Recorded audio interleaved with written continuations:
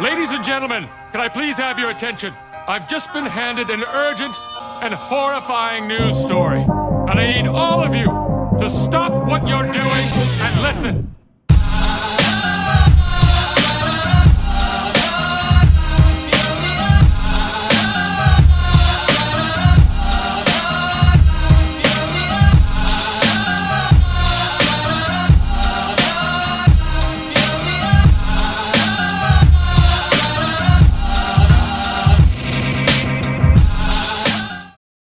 Well, hello there to all the Mandalorians. Welcome back to another episode of the Cinestro. It's your boy, Blacksby, a.k.a. the Mandalorian. And today I have with me Bean, Beetle, Bone Thrones and Harmony, and Grand Moff Djarin. And we're so excited to reintroduce you to your new favorite nerd culture podcast. We're going to be diving into the magical world of Dungeons and Dragons on our Among Thieves. We'll be flying straight into hyperspace with the Mandalorian. And we're going to suit up with Jaime Reyes as we discuss the Blue Beetle trailer, plus more. Before we do all that, we need y'all to owlbear smash that subscribe button so you do not miss out on the most entertaining podcast on the planet. Now, without further ado, let's get into it.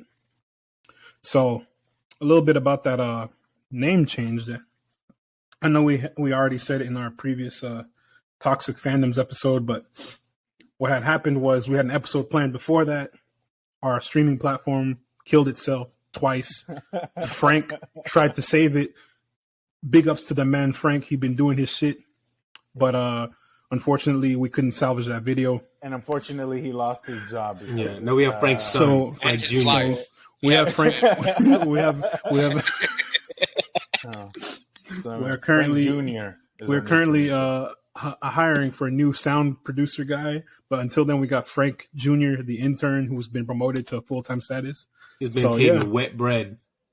We're paying him in GameStop coupons, completely worthless freaking coupons. Honestly, to him, it's the world. That boy got a video game for 30 cents the other day. I'm proud of you, Frank Jr.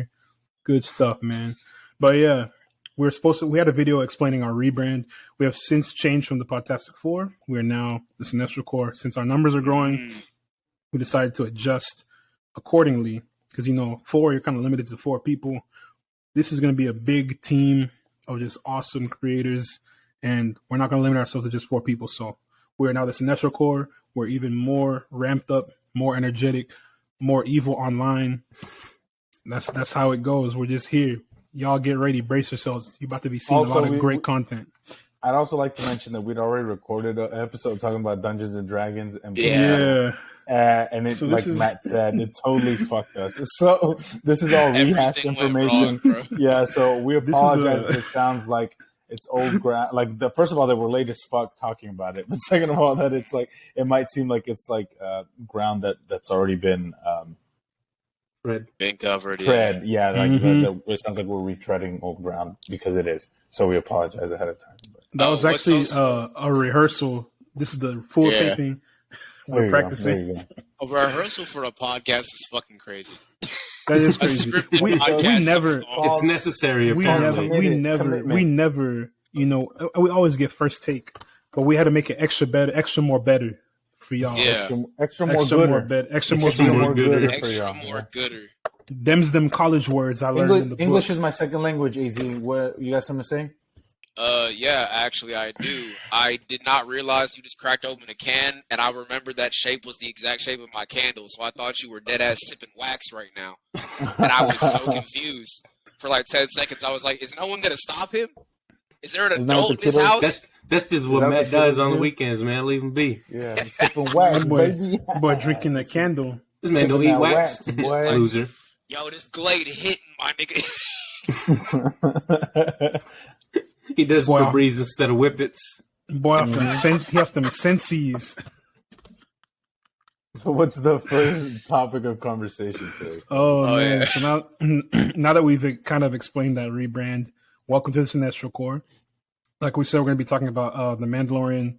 We were going to talk about Chapter 23 alone because that episode killed itself, we're going to talk about Chapter 22 and 23. And hopefully next week will be only about Chapter 24. Fingers crossed. Frank Jr., this is on you. Look this up. We're talking about Mandalorian chapter 22, 23. We're going to talk about Dungeons and Dragons Honor Among Thieves, Blue Beetle trailer, and we're also going to talk about the Marvels trailer since that one has come out. Yes, sir. But yeah, we're going to go ahead and start with the Blue Beetle trailer. I feel like that one's the most Wait, we're talking about the Marvels? Oh yeah, absolutely. Oh, I gotta make a new thumbnail. Damn it! Oh yeah. God damn! Yeah, we changed it up on you. Changed it up on you. Frank Jr., if this video doesn't, or if this recording doesn't process, we're canceling your GameStop. I swear to God, you will burn in hell like your father. So just keep that in mind whenever editing. Wait, his dad's not dead. We just have him in the basement, man. Just in case Frank Jr. fucks up, we're gonna give him a second chance. Y'all have basements? Yeah. We were supposed to put him in the That was the plan, Luis. What did you do to Frank Sr.? Oh, me and Luis gave him the of mice and men treatment. Y'all decommissioned his ass? Yeah. Let's just say he won't be fucking up some more podcasts anytime soon. I'm not admitting to any nefarious. Yeah, they just admitted to a crime. We sent him over to Star Wars. We didn't agree to Fate this. worse than death. Fate worse than death. We send him over. Or who are those motherfuckers that get mad about Batman being a fascist? Batman is a fascist guy. That bald Ryan Kinno. Yeah. AKA my new arch nemesis. Yeah. He just got mad that it was a Mexican saying that. Fuck that. I want us to get big it's enough. Like KINNEL. So we can start doing the creative clash. So I can start boxing all these motherfuckers. I want to box Soups. I want to box that motherfucker. I'm gonna be cheering. Batman is a fascist. Going forward, I don't like want to fight no YouTubers, bro. Not to get into a tangent, but do you know how many martial arts movies I've watched in my life? I'm not even talking about training. I just watched that shit. So you're ready? It's downloaded, That's bro. He needs. When the training kicks in, you're gonna see black. Yeah, exactly. I'll be. I turn into Ip Man, bro. I'll be doing that. This motherfucker think Shut up, man. Boy, I'm gonna hit him with that. They're gonna hit him so hard, all the water in his body's going to evaporate. His first custody is revoked. No, I'm so hard. Still got bro, the Second Amendment, Matt. I don't need amendments. And yeah, that's right. The Second Amendment, the right to bear arms, boy. I got these guns. Matt, to be fair, we don't even know how hard you are, but I appreciate the the confidence, the willingness to share. Yeah. Built dangerously, I'm built mad different, bro. But you know what else is built different? Jaime Reyes in his Blue Beetle trailer, I was about to do that segue, but you know what I'm saying? First of all, that trailer was A1. And speaking of trailers, man, the hype I have for this and The Flash is just insane. The hype that I should have had for Shazam, it wasn't there clearly because the trailer didn't move me. Whatever 2 trailers they released, this Blue Beetle trailer in that 2 minutes alone, I was like, I'm there. Just with that 30-second teaser, man, I was in. I'm really excited about it too. I think what I really like about it is the fact that it looks like a DC movie. It doesn't have any stylistic differences from most comic book movies. But what I really like is just the perspective, right? It's told from a different perspective, right? And it's told the context behind the story, right? It's like Jaime Reyes and a Mexican American family. They're from El Paso, and it's kind of about the Mexican American experience, and that I think is really cool, and that's super exciting, and I think that offers a nice little depth and difference to something that we've seen a lot, which is comic book origins, right? And comic book hero origin stories. But I do think that those factors do differentiate it enough to kind of make it stand out. And and the thing about stories like this is that people often think that the more specific you get, the more alienating it's going to be to general audiences, when in fact it's quite the opposite. It's the more specific you get, the more people it relates to, because it's so specific, because everyone can be like that. I feel that. So I'm super excited to finally get. They say that there's a bunch of Spanish spoken in the movie. And it's unapologetically Latine, and so I'm just I'm been waiting for this moment, and I'm hyped, bro. I can't wait. Bro, I know such a limited amount of Spanish. Most of the Spanish I know I've learned from I used to do roofing and construction, So like most of the words that I know good shit down, man. That's all you need. Mostly swears, bro. It's majority swears. Like good shit. That's what the majority of Spanish is, man. That's all you need.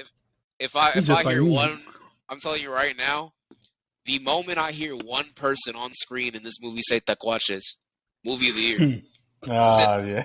I hope so. I hope. I feel like it's gonna be George Lopez that says it. It's going to be him. I can already call it. I can hear it. I want to hear somebody say "cabron." I just need to hear that one's there for sure. That one's there for sure. I need. Do you think we're gonna hear "No quema cut"? That's the one I really want to hear. I hope so. I don't know, man. I'm super hyped. I'm excited. I might get my hair cut. That trailer was fantastic.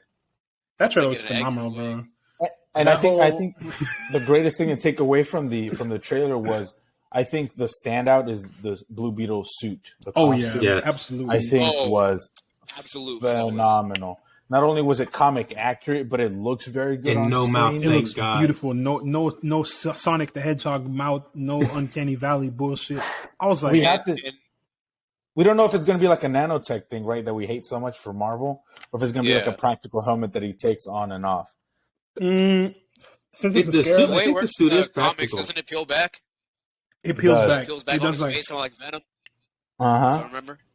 Yep. So it's probably going to look like shit, and we're going to hate it.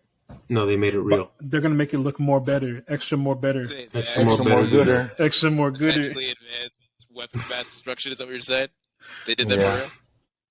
Like Nolan? They did Christopher Nolan. They actually went to space and found a blue scarab, and they put on this teenager's back and said, "Here, start doing this." And the scarab. That scene in the trailer where he starts transforming is fucking that was horrifying. Amazing. But it looks great. It looks so how jealous I was when I saw that. I said, why can't that happen? Should have been me. I said, I want to be Blue Beetle one day. I don't know. If I would just cause, he would just cause so much mayhem and chaos. Yeah. Just like me. What's really every cool golf course about in America destroyed. What's really cool about it is like I usually get tired of like the cliche hero origin, and like when they're showing like their friends or their family their powers, they're always like, "Oh my god, what is that? What is that? Oh my god, amazed. It's so surprising." But everybody else looked genuinely terrified, which is the reaction you should have if you see a small little bug thing start to set your son's skin on fire and then nail him to the ceiling. They like that's genuine fucking horror. Like props to everybody acting in that scene. That is amazing. This is how accurate it is to Mexican cultures. They made him do the T pose like any good Catholic, like any good Catholic knows that Jesus Christ got crucified. So that's how you know. It's that symbolism, boy. That symbolism. They know their audience. They know Mexicans love Jesus. Them Catholics. Bro, what I really like about the suit too is a lot of comic book movies, right? They'll do this weird thing. Specifically, Marvel does it, where if they need like a good texture to make the suit feel like it's like real. Right? I really want to like just have a little chat with somebody 1v1 in a room with locked doors and no cameras. I want a conversation with the motherfucker who decided that a Spalding basketball is the ideal texture for every comic book suit, because that shit has pissed me off to no end. It's always like that little football style texture. Well, she's gone. That was Victoria Alonso, right? Which is the head of VFX, I'm sure. So you don't have to worry about that. I'm gonna be honest. I kind of like that. I like her. Come on now. Nah. Both of you, shut up right now. Now you guys being fucking misogynists on this fucking podcast. Stop being toxic. Embarrassing. All women unless they're Victoria Alonso or Amy Schumer. That's my. What about Kathleen Kennedy? Yeah. Who? Kathleen Kennedy, head of Lucasfilm. Person responsible for Rise of Star Wars. I didn't even know. I think she personally wrote the somehow Palpatine returned line. Yeah. Sounds. I take it back. Allegedly. I take it back. He said there's a third one on the list now. But back to the textures of the suit. I really like how they made it look like. I don't know if this is the term, but it looks buggy, like very, very insect-like, I guess. Like the scales and the texture that's on the black parts of the suit mixed in with the genuine exoskeleton style. It looks like they put a lot of thought into it. You know, like there's different sorts of types of textures. Like there's different an actual colors, bit of effort that's visible on the suit. And it seems like it's a practical suit as well. It's not CGI. No, it for sure is. I'm sure there's CGI shots, but we've seen that it's a practical suit. Yeah, so and I mean, to contrast, you have the most recent DC project, Shazam: Fury of the Gods. They had that football texture you're talking about. Mm-hmm. I don't know. I like the costumes from if you're just looking at it, like you just look at it real quick. You don't look too hard. You don't think about it too much. Don't think about it too much. You know what I'm saying? You just look at it. It's not bad. I mean, it's not bad costume. He said if you look at them from a distance and you kind of squint your eyes, you're okay with it. And it's got to be like 8 o'clock p.m. at night. You know? Yeah, like I wish they didn't get rid of the hoods from the first suit, the cape. But at the same time, that first costume was kind of goofy looking too. It's Ronald Reagan. Pros and cons. Like don't get me wrong, like it's not necessarily like a bad texture. Like if you like if any listeners like if y'all like that, that's cool. You're just a basic bitch and it's fine. But it's good to see something different in a comic book film, especially a comic book film. Like for instance, when I looked at the trailer on Twitter, definitely the most absolute think tank you will ever find to represent humanity's thoughts. I looked at the comments underneath a cesspool of a fucking website. Is Twitter, my favorite website. The elite of the elite brainwaves going on that damn app. Real mental quality combos. But I looked at the creme de la creme. I looked at the comments beneath the trailer, and it was people just being like, "Oh, more superhero schlock, more. Oh, this is just basically Spider-Man." Where it's like, oh, he's got a techie suit that he gets from some billionaire, and it's a teenage superhero. Yes. And yes. all those like basic takes of it just being a generic thing, it is good from at least a visual standpoint to see something new. It is refreshing, and I am so glad that finally and that's exactly what I was saying earlier about it. Like I was like, it looks like I said, visually speaking, it has no discernible difference from like Shazam or any other Marvel fare that we've gotten. But that's what I'm saying. Like the lens through which the story is being told, I think provides the depth and the kind of difference, different context that we've been looking for and that we've been lacking in modern comic book movies. So I'm just excited. Yeah, I got you. Yeah, I'm hyped. I'm excited. I love Jaime Reyes. I love Blue Beetle, and Cholo's great. I love Susan fucking Sarandon, who's going to be in this movie, and I swear to God, I hope they give her something good to do. She's the villain. If not, then as long as she's on screen, I'm a shit. He said I'm down. I'm down. So he said I will be seated. I will be seated, exactly. And I like you said, I don't know Cholo Maridueña. I've never seen Cobra Kai or anything else that he's been in. But I think he's very charming, and I think he looks like a good Jaime. Like I don't have anything to say. So how's his Spanish? I'm sure he'll do a fantastic job. That's all I want to know. He has a long career ahead of him. Especially this hits the way I think it's going to hit. And then the way they roll it into the DCU, like we said, first of all, how many times have we been accurate, bro? We called the Star Wars shit. We called this. We called Rick Flag Sr. I'm the motherfucker.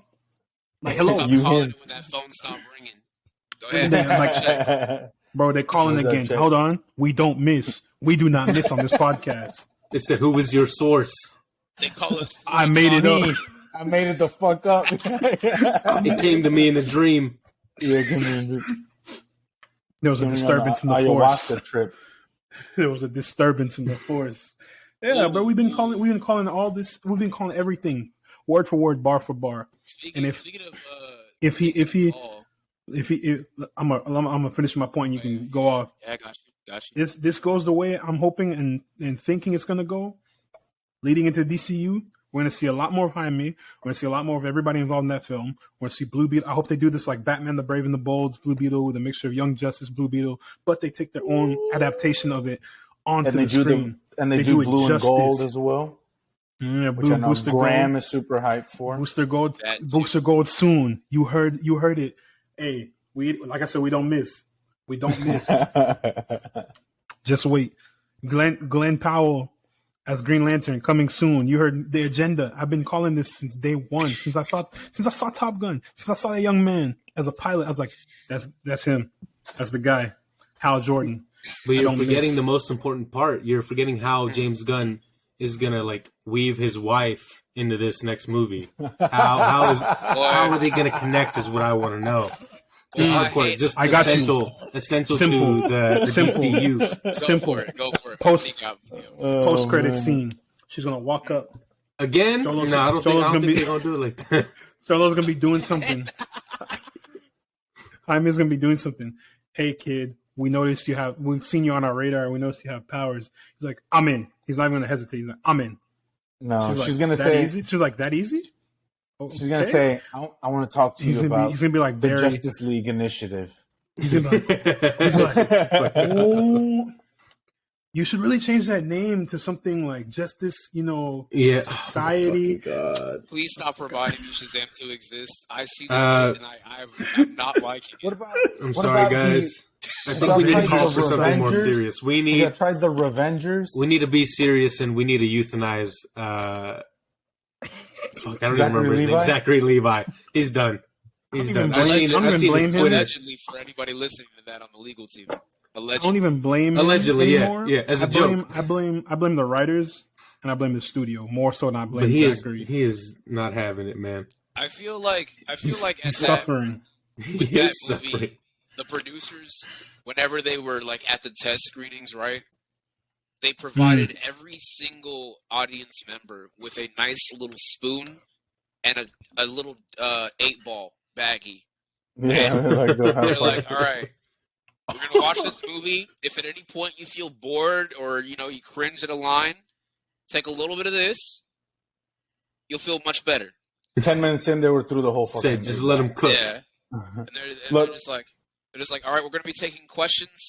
You in the back, what do you think should happen for the post-credit scene? What if he said he wants to join the Avengers? That'd be great. That'd be funny, right? Because he's not an Avenger, because that's in Marvel. He said, yeah, because that's the successful franchise. What if we get that really funny fat guy from the Suicide Squad movie and James Gunn's wife? And then we barely let him talk. They didn't even say that. They didn't even say that. They just Economos, let's go. And then somebody was like, write that down. Look, before we move on to rating the trailer and just kind of moving on from this topic, I just want to mention how bad could Batgirl have actually been so that Zaslav fucking was like, we're not releasing this shit. We're doing a tax worse than CW, and that's a high bar to clear for. That's what I'm saying. I don't think so. It could not have. There's been no that way. Bad. There's It no could not tax. have been that tax. Bro, it was a tax thing, bro. At the risk of losing they wrote it off. It was a tax write-off. At the risk of losing our DC bag today. Fuck that DC bag. I'm about to There's nothing in that fucking bag. I'm about to cut up the CW, bro. The CW is the worst thing to ever happen in the comic books in life. Smallville and season 1 and 2 of Arrow and season 1 through 3 of The Flash are the only exception. And Superman and Lois is keeping this shit going because Superman and Lois is good. Everything else, barely. Get it the fuck out. Get it out. Whoa. Barely. That's the same show I have. Superman and Lois is good. Surprisingly good for a CW. It's good. It's really good. Have you seen the Diner scene? Bro, that's the one scene. That's the one scene I like. Bro, that's what we should have gotten. I stopped watching from. And then I saw that clip on Twitter, and I'm like, "That's crazy." Still not gonna keep watching this fucking show. Said I got shit to do. You said that's I got episodes of the Bad Batch to catch up on. Yeah. Real. I got other shit Marvel bag, like Star Wars Disney bag. Nah, for real. It's just the CW is so bad. I don't know where they're going with Gotham Knights. Shit. The Flash past season 3, chaotic. Arrow past season 5, problematic. What the fuck is going on? What is really happening? Smallville gets a pass because it was made in 2006. We let that one slide. Vengeance. Bring back Black Lightning. All the way through. Black Lightning was like, it was okay. But that boy Tobias is just mad that racist, bro. Yeah, racist black. Mad fucking racist. The albino he was racist as hell for no reason. I googled the cast and crew, and I was like, this is not normal. I better see a credit separately for Tobias's lines, and that better be a black person writing. I want to see no half. Nah, bro, I heard it was like Logic Skin talking about I'm biracial. No, I don't want none of that. I want 100% African, fresh out the. I heard those. Black. I heard those were ad libs, man. Those weren't in the script. He made them up on the spot. Ad libs. Yeah, those always off the dome. DLC racism. Busy. On a scale of 1 to 10, how excited are you all for Blue Beetle based on the 11? Black Beetle. I'm 11.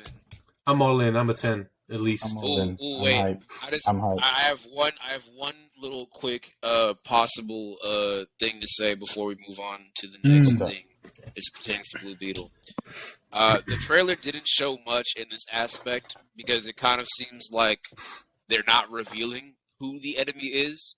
So if y'all had to take guesses, who do you think he's going to fight? Because it can't just be Susan Sarandon. It can't not be. She's the villain. Yeah, but but like it's got to be somebody that is a credible threat. It's going to be a gray version of the Blue Beetle suit. No, it's going to be Black Beetle. It is. It's going to be another Blue Beetle. Yeah, it's going to be Black Beetle. Because here's my prediction. Here's what's going to happen. They're going to, Ted Cord is going to be dead, quote unquote, for the movie. Fact. They're going to find out he's alive somewhere. They're going to find a book, and he's going to be like studying different, alien scarab shits. Black Beetle's going to be like, he's going to have like a question mark or something. It's going to be like a little design or, some hint towards Black Beetle existing. He made him a logo. And then it's going to go black. It's going to go black. It's going to say Blue Beetle will return in the DCU. See, some shit like that. What? I'm pretty sure I know who Susan Sarandon is playing. La Dama. Victoria Cord. Oh, the who? Okay. I think it's going to be a variation of La Dama. Don't know who that is. And Victoria Cord. Yeah, she's basically she's a crime lord from El Paso. Oh, she's just like me. Yeah, and she's like the closest thing to like an arch. She's like the closest thing to like an arch nemesis for Jaime, and she knows like she knows who he really is. She knows his like dual identity and stuff. She knows his people. Yeah, so it's like I feel like it's going to be like a variation of that. Obviously, that makes the most sense to me. I think. Okay, I can see like that theory. I can see that.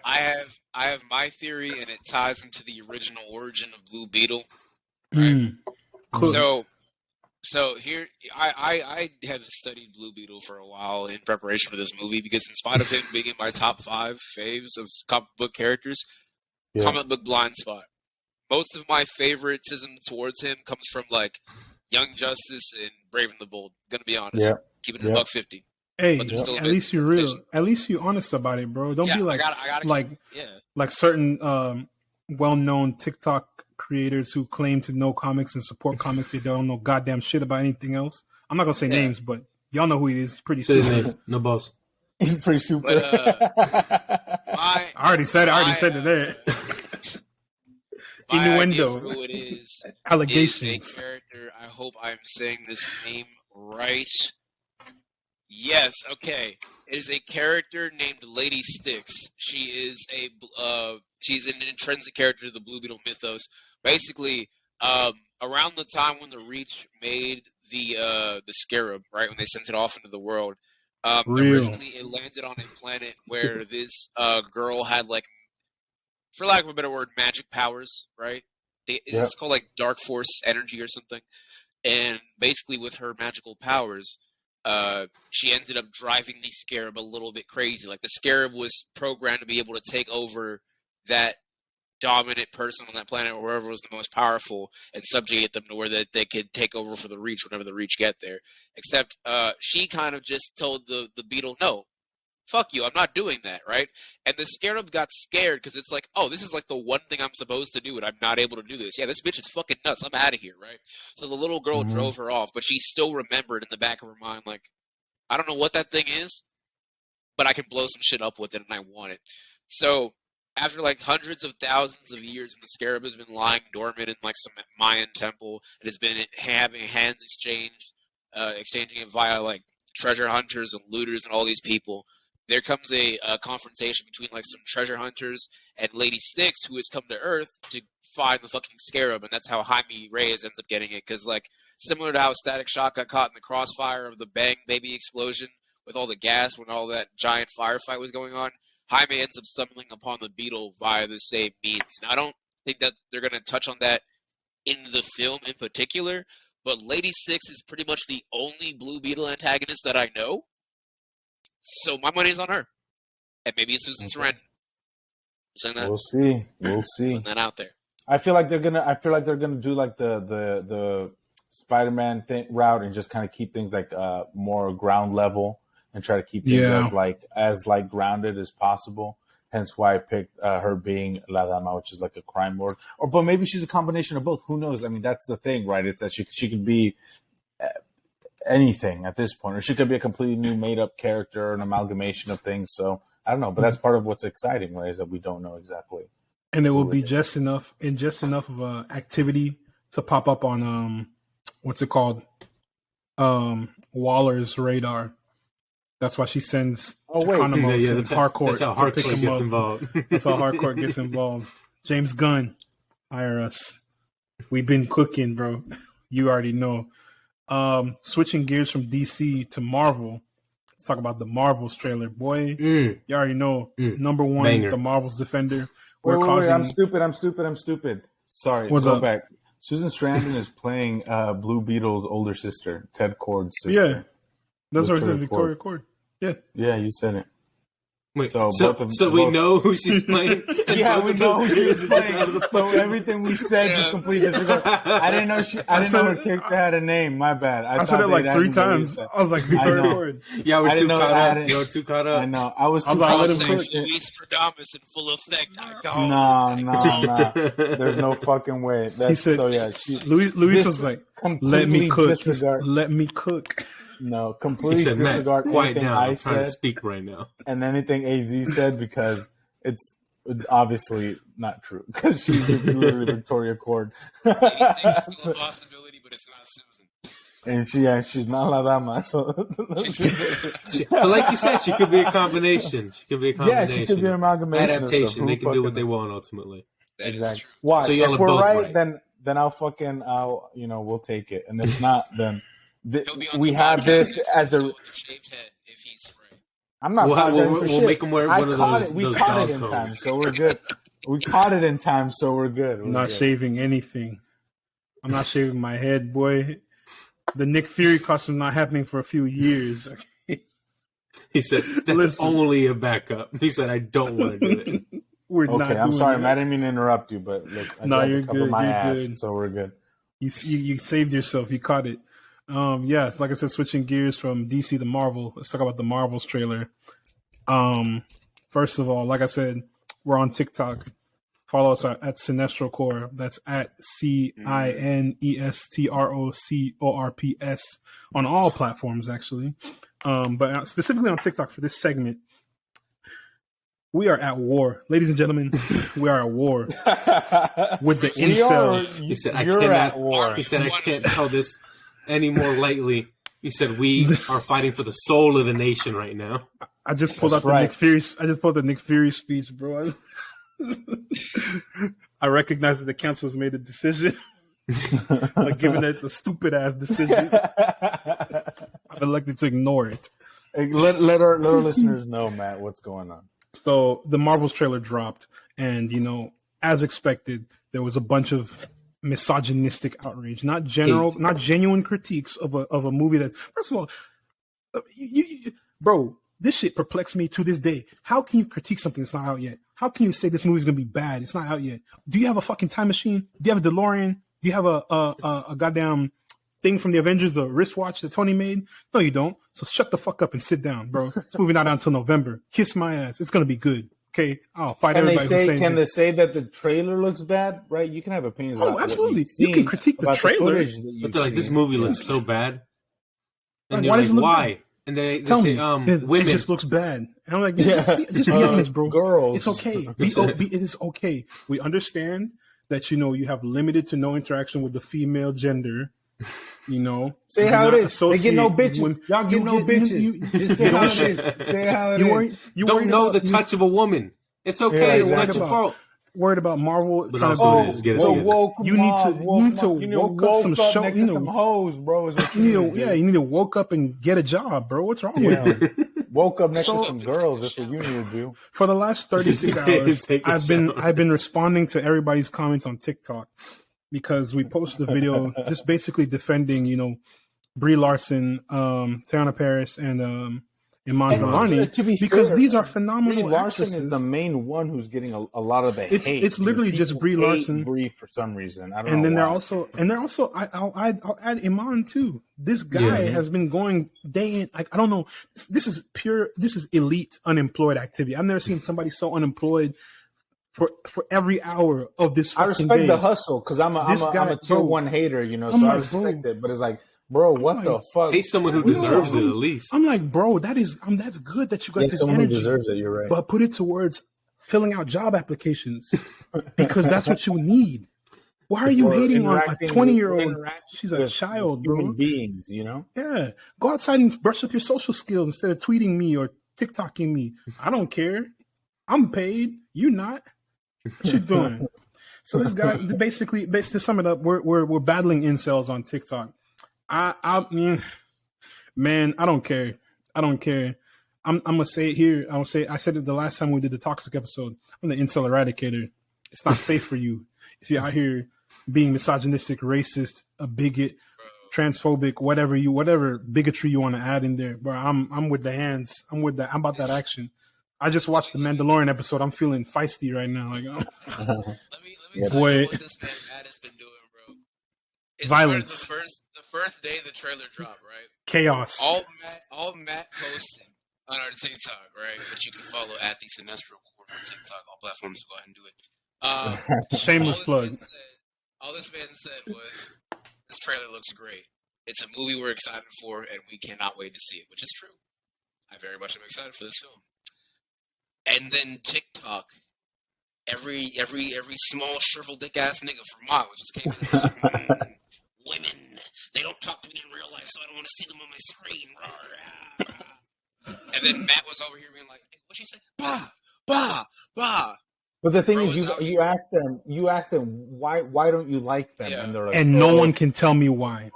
Or they as a comic book reader who can tell you characteristics from certain characters and et cetera, et cetera. If you can't tell me why you don't like this character based on something grounded, like they're written, I don't like the way they're written, or I don't like this, that, and the other, then that's not on the actress or the character itself. That's on the writer, bro. I don't like Captain Marvel. Why don't you like Captain Marvel? They literally I saw a comment today that said, I saw a comment today that said, her line delivery, Brie Larson's line delivery in Captain Marvel was flat, and she just seems so pressed about everything. The fact that Brie Larson's an Oscar-winning actress. How many Oscars do you have? She's not a bad actress. So to say that her line delivery was flat is kind of incoherent. That doesn't make sense. She's a phenomenal actress.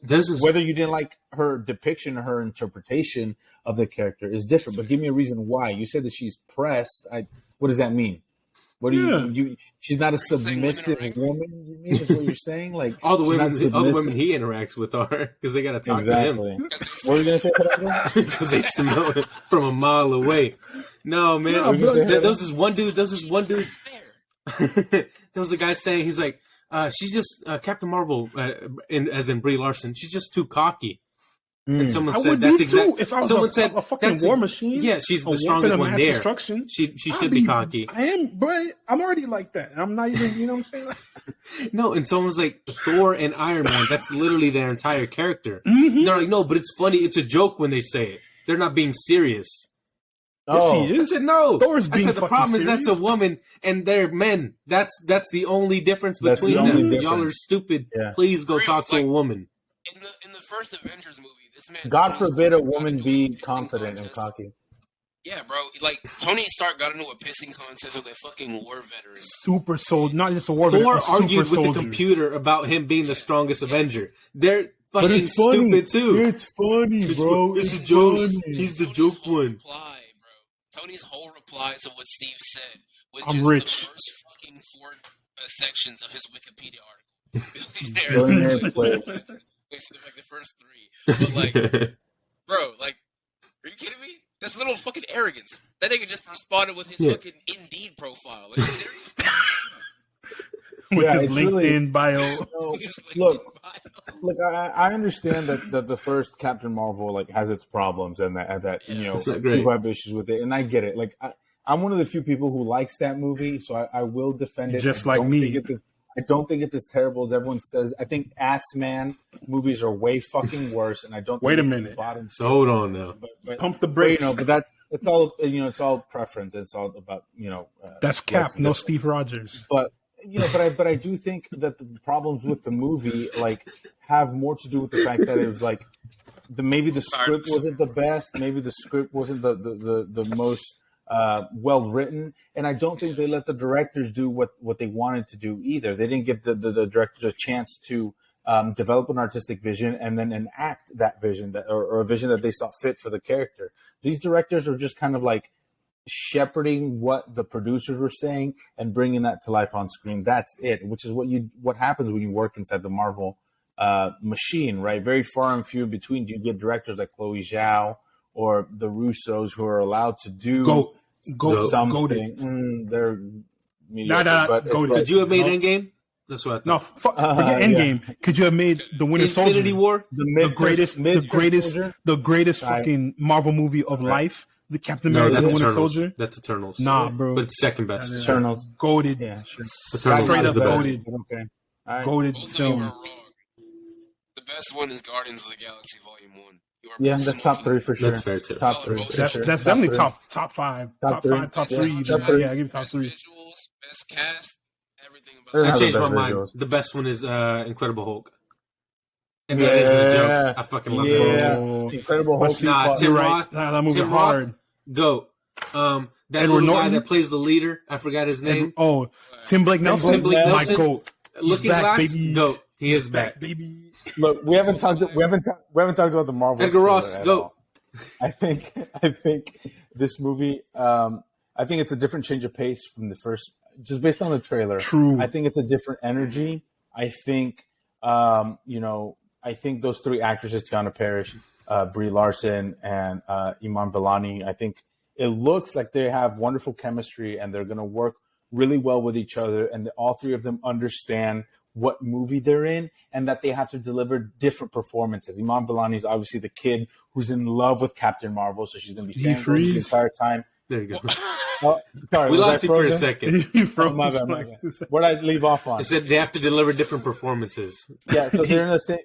It seems like they all agree that they're in the same movie, but they have to deliver different performances. You know, Iman Vellani is the kid who's obsessed with Captain Marvel. So she's going to be fangirling the whole time. Brie Larson's going to have to be the straight man. She's going to have to be the one who's like been doing this for 30 years and is over this shit. A fuck ton of time. She's over it. She's kind of like, why y'all fucking around? Let's go. We got shit to do. And Shauna Parrish is a little bit in the middle. You know, she has these kind of complicated feelings towards Brie Larson's character, you know, because of her relationship with her mother, you know, but she's also kind of new to the superhero game, but she's kind of her own kind of professional and accomplished person outside of like the superhero. So it's like, you know, it seems like they all understand their roles very well, and it seems like they're going to bounce off and play off of each other wonderfully. And, you know, Secret Wars is going to tie into this, and, you know, so I'm super excited, and I don't know, man, it just looks, the trailer looked good. It looked fun, man. It looked like a good fucking time, bro. CGI looked better than Ant-Man. I'll give it that much.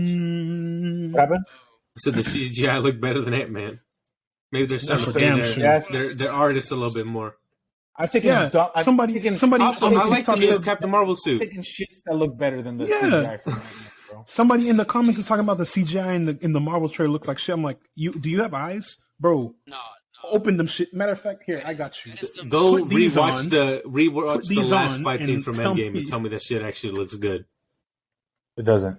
It doesn't. It's just fun. That's why they shot it in grayscale, bro. That's your fucking goats for you, bitch. That's the Russos for you. I was talking about the Winter Soldier, bro. Goated film. I'm talking about the gray man. No cap. whenever I've seen Marvel trailers, like as of late, even with Multiverse of Midness, yeah, I'm saying mid. Got it. Do something. Graham's not here. Graham gonna come. Yeah, Graham gonna can't come back and defend beat himself. your ass. Bring it on, Graham. I ain't afraid of you unless you find my address, in which case it's out.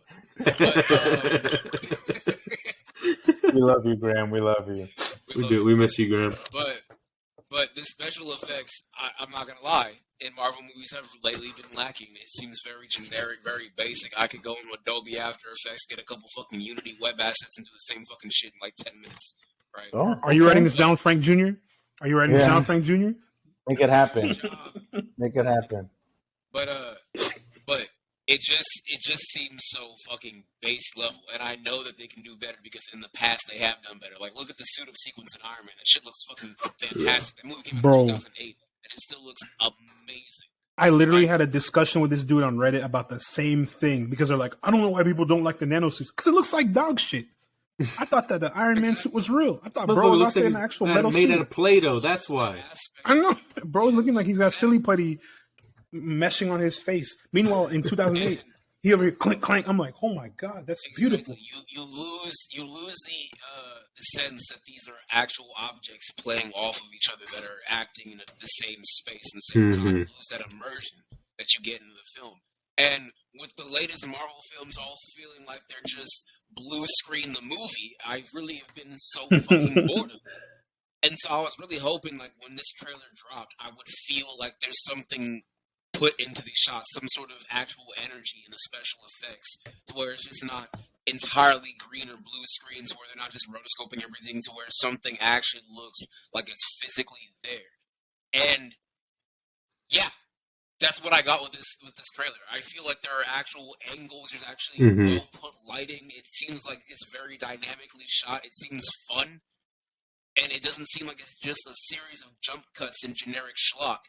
Like, if you take the Assman and the Wasp Quantum Media trailer, right?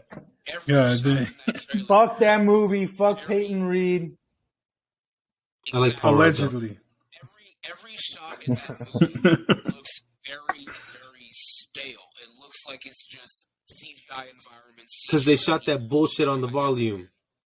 Exactly. No, they didn't. They shot it on all green screen. And then even the shots where you see, like, Paul Rudd's character, fucking, what is it? Scott Lang. I don't know why I forgot that. Where you see Scott and, like, bro had a quantum lapse. Normal ass New York, bro. It doesn't feel like San Francisco. San Francisco. Yeah. Whatever. They didn't film in either real location. It don't matter. Whatever. It felt like it looked like dog shit. West Coast Avengers soon. West Coast Avengers coming soon. Bring back on location shooting. Exactly. The sets yes. of the trailer feel like they are on location. For instance, I don't know what scene that is. That I think Bollywood is the term. I don't know if I'm right on this. But where you're talking about the Music Planet? Yes. That scene looks phenomenal. I don't know where that's at, but the color alone on the costuming is Burbank Studios, probably. At somewhere in Atlanta, where they're fucking exactly. Hey, so long as it's somewhere. Floating through space, right? When she's floating through space and she's it looked good. It looked genuinely good, and I was like, wow. That shouldn't look like that. When Monica is touching the barrier of space-time, or whatever the fuck she's doing at that void. It's like in WandaVision, they took that one scene and dialed it up a little bit, made it extra more better. It's almost like they had a fucking budget this time. They had a budget. Yeah. They actually, instead of they took out the IV drips from all the fucking VFX workers that they have chained to their desk, fed them actual foods and steak dinners, and they put on their big boy pants and said, "Hey, you guys are actually doing good work. So hold on. Actually working for it. It seems good." Gemma Chan is in the Marvels. Fuck yeah! No way, Minerva coming back, bro. She's in Captain Marvel, bro. Come on, bro. Like, I thought she got put in a pack, bro. Wait, no, she's not gonna be. That's the thing. She plays two characters. Is she gonna be Cersei? So, oh my god, this is Cersei, or is she gonna be Minerva? She better be Cersei. We're gonna go to like once we finally get our screeners and get invited, and Kevin Feige's like talking to us. We're like, so tell us. Is Gemma Chan playing Cersei or is she playing Minerva? He's just gonna be like, yes. Like, Shamir Anderson from John Wick. Didn't Minerva get packed up though? That means he's going to be Blue Marvel for real? No, I lost. Was that a rumor? It was a rumor, but now I lost. Oh, I didn't hear that. I'm gonna, bro. I lost. It should have been me. You lost. It should have been me. When it comes out that Shamir Anderson beat his girlfriend and they recast him, you can play Blue Marvel. Oh yeah, I'm still in the running for Kang now. I'm back, allegedly. Wait. Did Kang get recasted? No, but no, probably gonna happen. But if it happens, allegedly, lawyers don't listen. Fact, I thought Jonathan Majors was good. I thought he didn't do it. That's not even worried about. I'm gonna be cast as Green Lantern. That's all I want.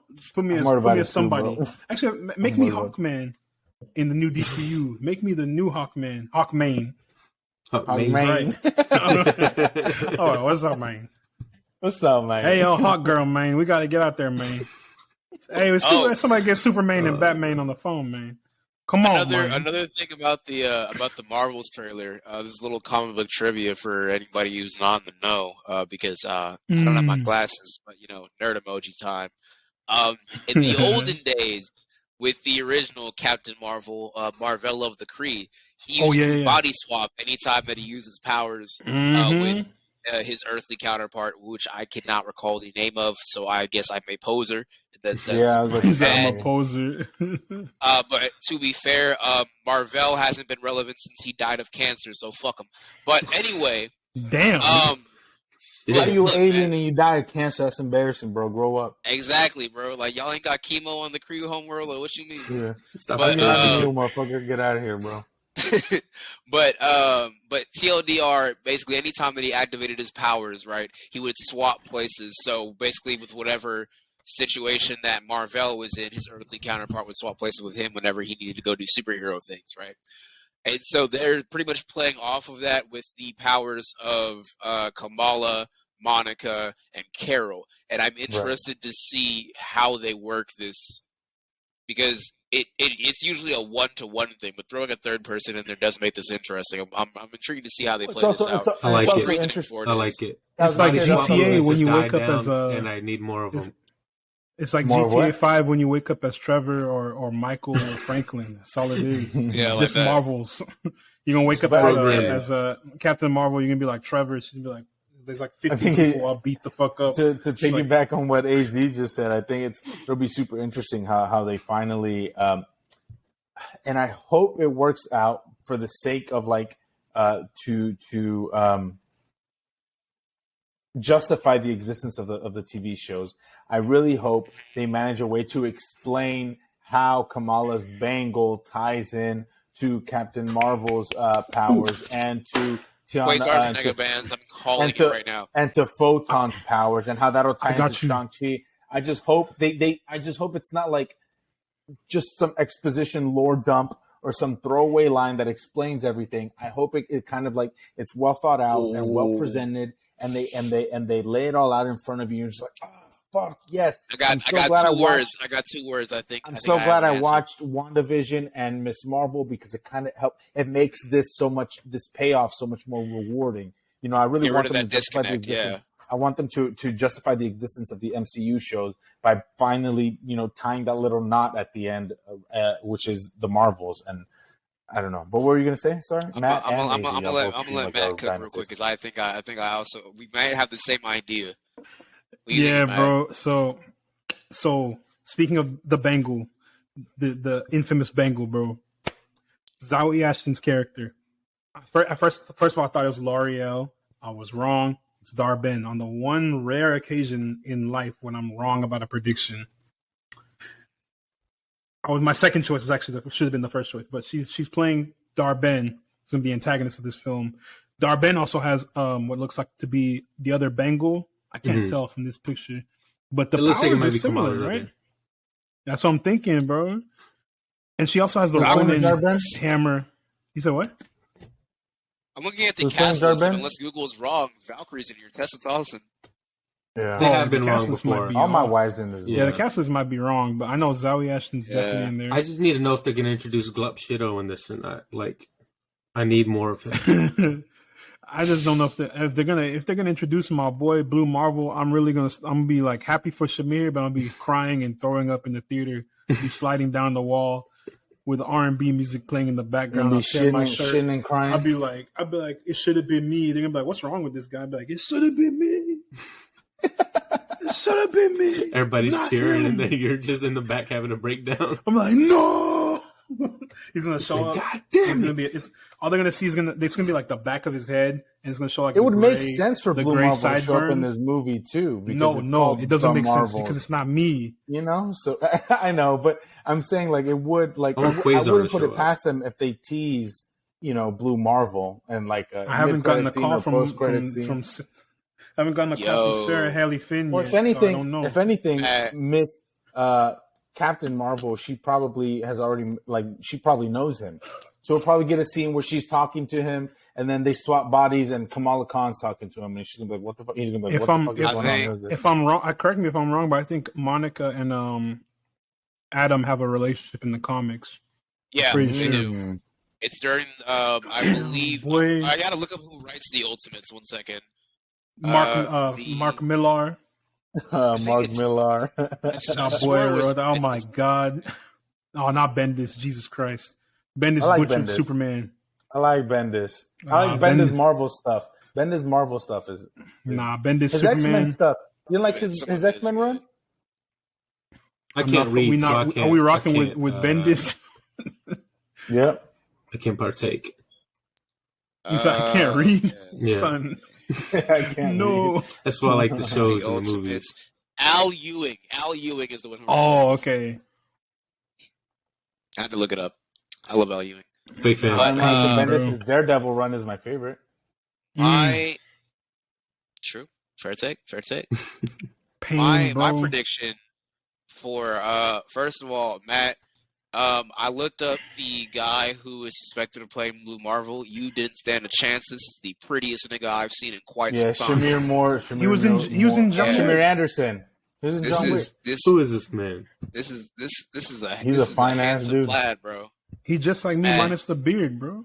Any ball. Bro, minus the everything.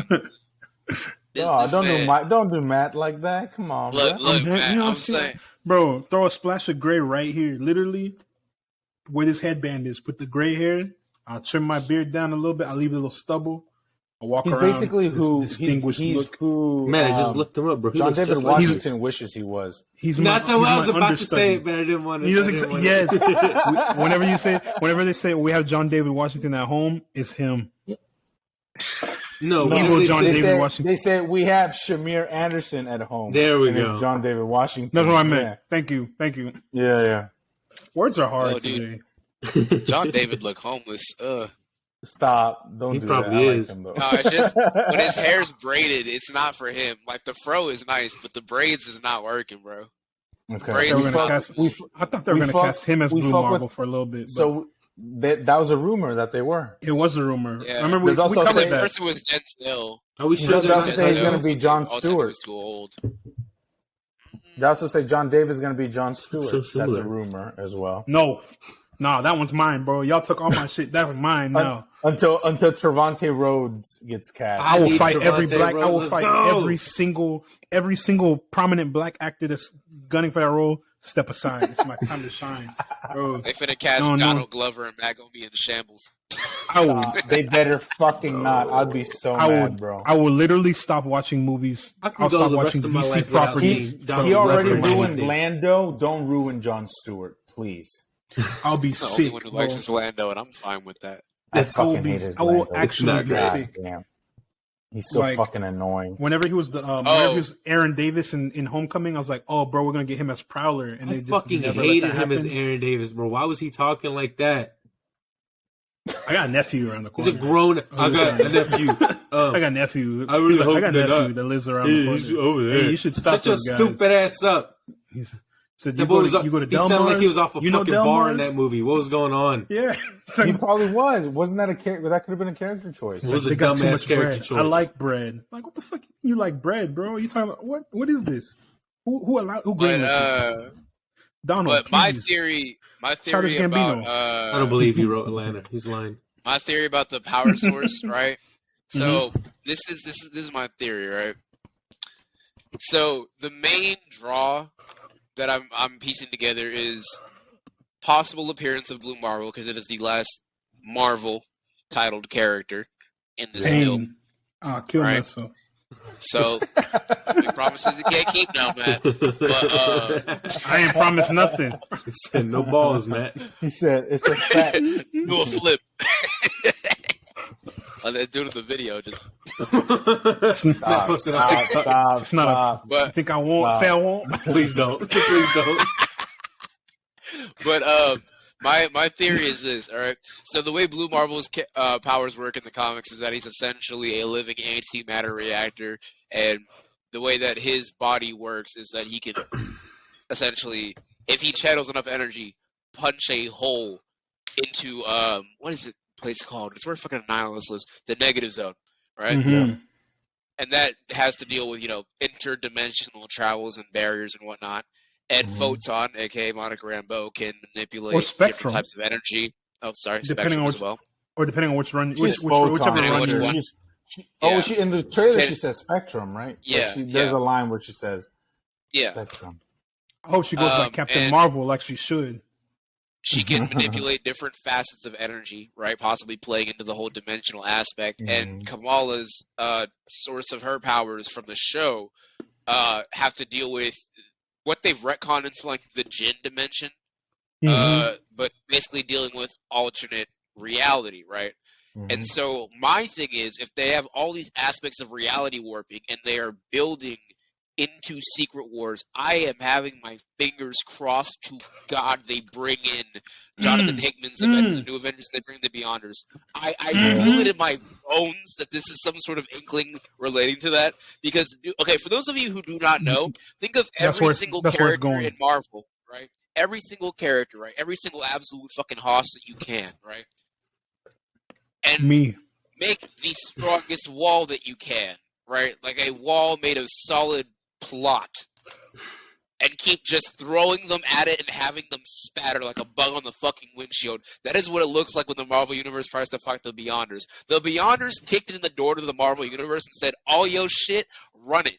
Run it. We built this. All it is. This is ours. We fucking run this. Living Tribunal, more like the Dead Tribunal. Bow. Cosmic Entities. Bow. Every single person they ran the fade on doesn't exist. They gave Thor and Hyperion the greatest packeting of all time. They ran out like gangsters.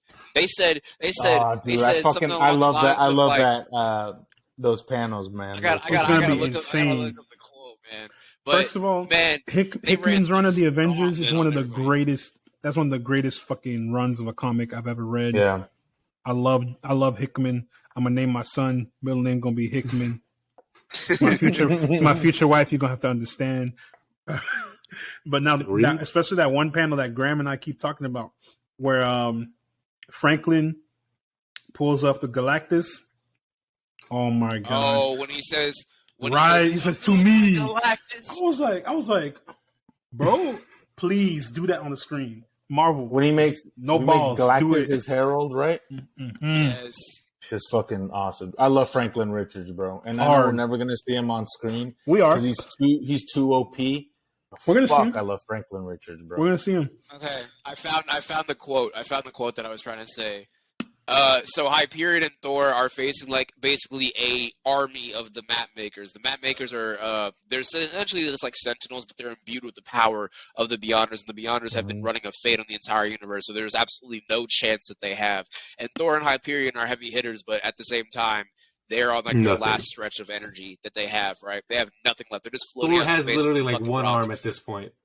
Yeah. He has like one arm. Hyperion's beat the fuck up. He's essentially Marvel's stand-in for Superman, sort of. Can't relate. And so he asked Thor, "Will you wait for me in Valhalla?" And Thor says, "Brother, I will race you there." And Let's go. And then this is what Hickman says, right? Hickman says, "Against the bleak nothing of dead space, two gods fell to many. There was a bang, and then silence." And I was like, bars. Talk to him, Big John. Talk to him. They say they hear it. Say it again. Say it again. And if we get something similar to that when they do Time Runs Out, I don't know if they're going to do Time Runs Out as a movie or just a single section of it. I hope they give it its own movie, honestly. But that entire arc is fucking phenomenal. Ain't no way they do it. How are they gonna write? You said Thor's gonna be there. We're gonna get.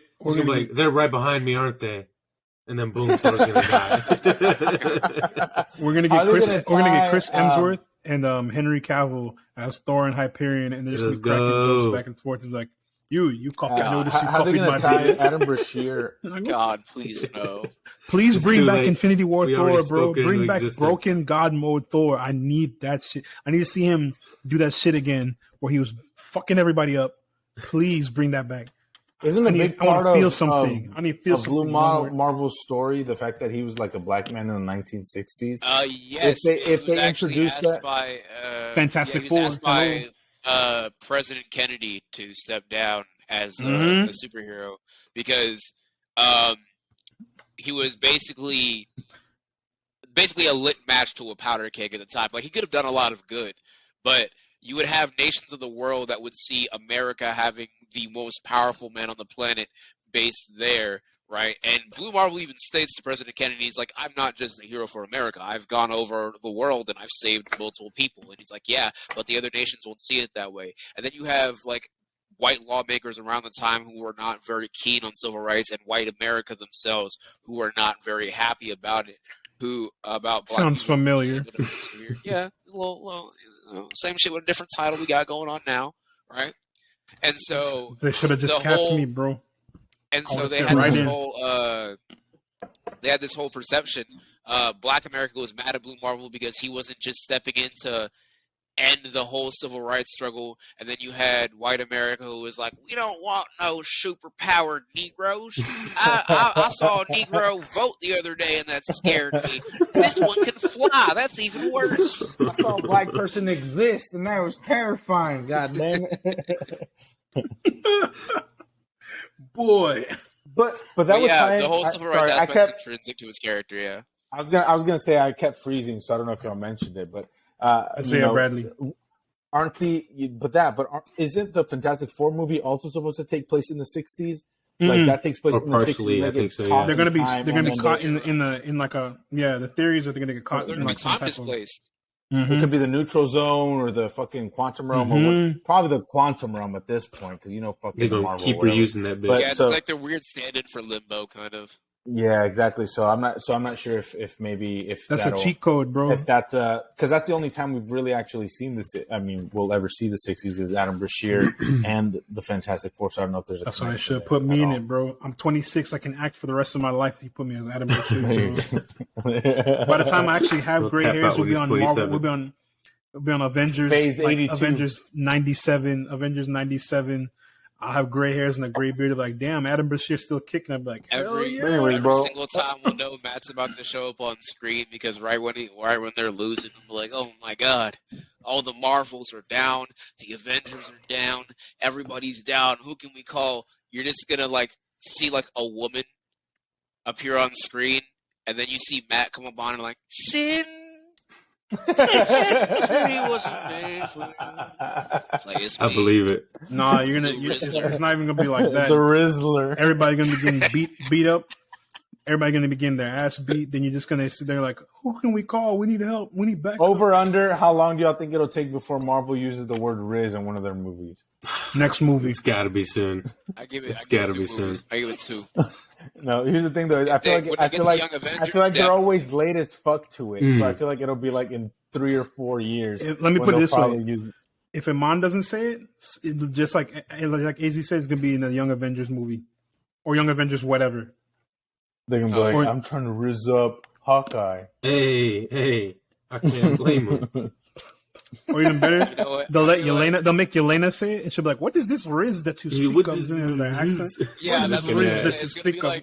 It's gonna be like some so funny motherfucker that's like, "What is Riz?" That shit would be so funny. I will die. And then it's gonna be Kate Bishop explaining Riz to Yelena. That'd be hilarious. That's the one joke that I'm like, I'm gonna laugh. Would it be hilarious? Yeah, would it? To me, how do you rewatch the "What Are Those" scene? I didn't laugh. Oh God! I didn't laugh. That movie came out in like 2016 or 17, but that you scene also was, hate that whole movie's Letitia Wright, like so you're biased. That's not true. I don't hate Letitia Wright. That's also true. I really like that one Black Mirror episode. Oh, I was like, that one Black episode. What do you mean? What do you mean? The Black Mirror episode. What do you Shut mean up. by that? What do you mean by that? I think I just don't like Shuri. Yeah. Yeah. Oh, she was in that one museum type, not museum episode. The museum episode. The shop at the end, like there's like the episode. It's like a museum. It's called Black Museum. Black Museum, the Black Mirror episode. That's what we're talking about. Yeah. No, I thought Black Museum was the one with Aldous Hodge. With what? Aldous Hodge, Hawkman, MC Ren. He's in the episode too.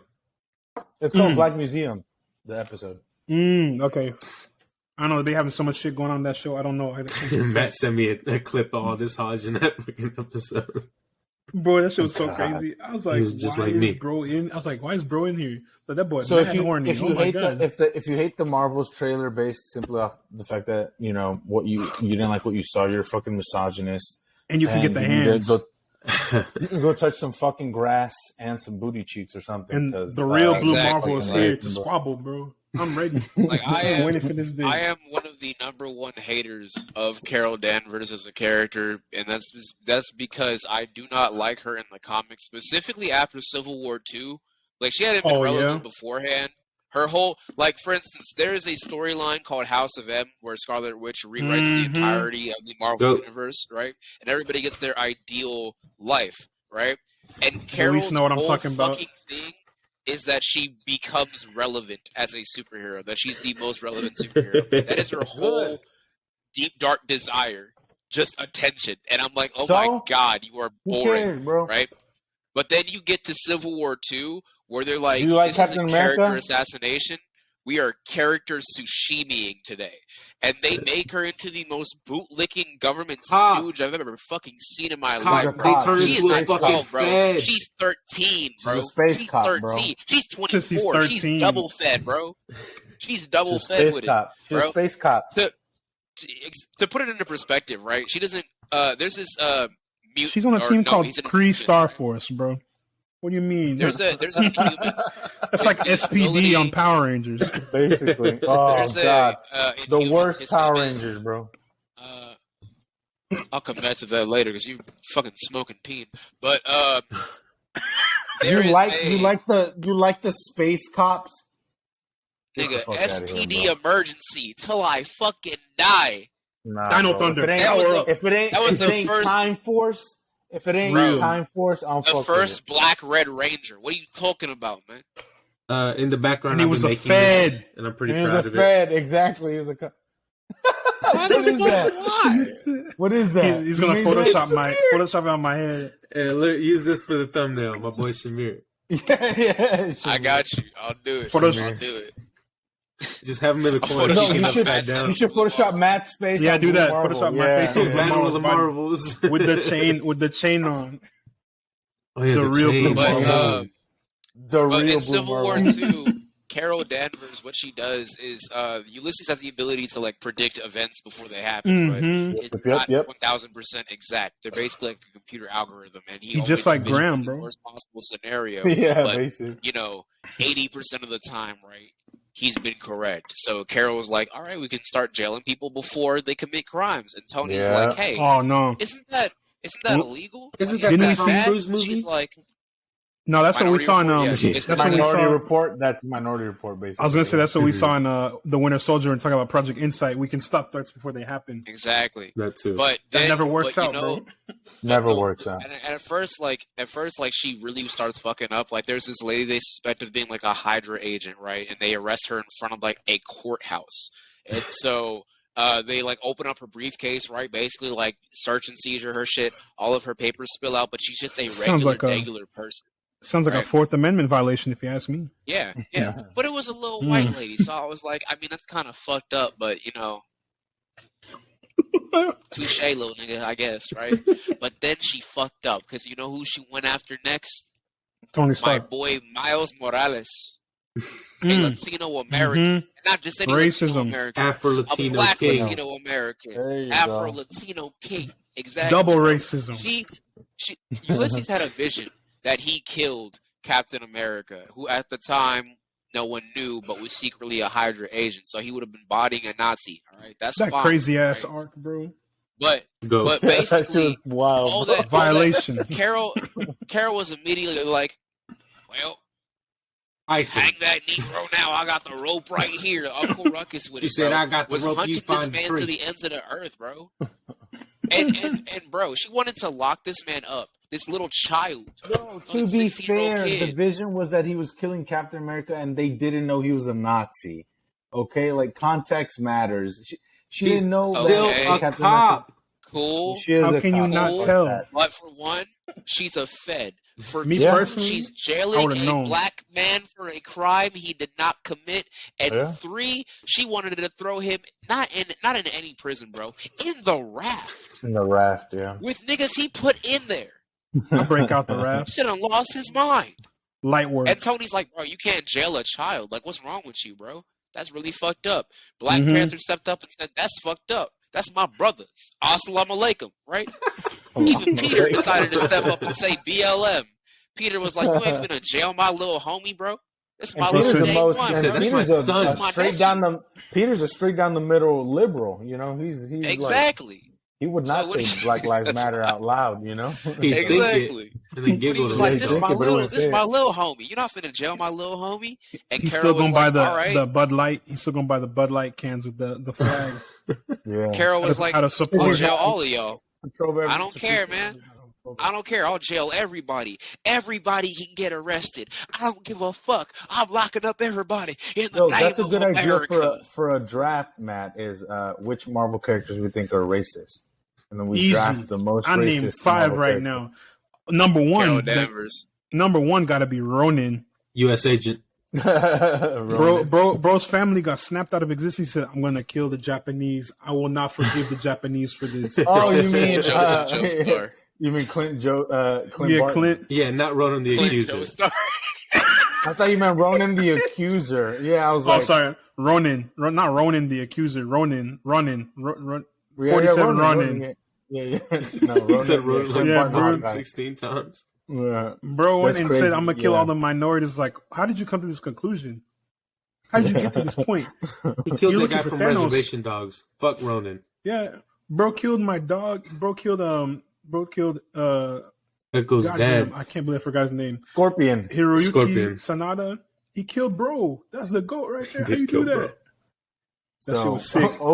So we're excited for Ms. Marvel, right? Yes, absolutely. We're hype. 10 stars. Sorry, 10 fingers. Because we're not misogynistic and we appreciate and respect women. Especially and it's really going to be a good movie. women. It is going to be a great movie. And it's going to be a good movie.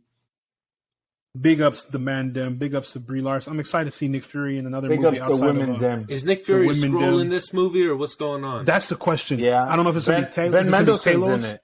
If it's going to be Talos as Nick Fury, Talos Skrull Nick Fury, or is it going to be... I love Ben Mendelsohn's accent. I actually throw that out there. I want his real life accent? More. Yeah. He's Australian. Yeah, his accent. I like when that little alien guy talks like him. It's actually going to be real. Here's my bet. It's going to be real Nick Fury, because remember he's in space during what's it called? Far From Home. No, sword right now. Mm-hmm. He is. So it's going to be real Nick Fury. He's what? Wait, hold on. When until we see? Yeah, there's a Secret Invasion. So Secret Invasion comes out before this movie. Whatever happens in Secret Invasion is going to tie into this film for sure. It has to. Has to. So whatever happens there, we'll see who is who. You know what I'm saying? Because we actually read comics. They're actually making the Skrulls evil, man. I'm so excited. I want to see Super Skrull. Hulkling? Our mutual friend, not Franklin's Herald. You don't want to see Hulkling? TikTok, I want to see Hulkling. Was talking about Super Skrull. I was like, bro, she understands the vision. She get it. She know what she's talking about. The big time Fantastic Four fan. Follow her if you like Fantastic Four. Great TikTok person. friends. We got TikTok. Yeah, we got homies. I thought we just had enemies. We got to get with.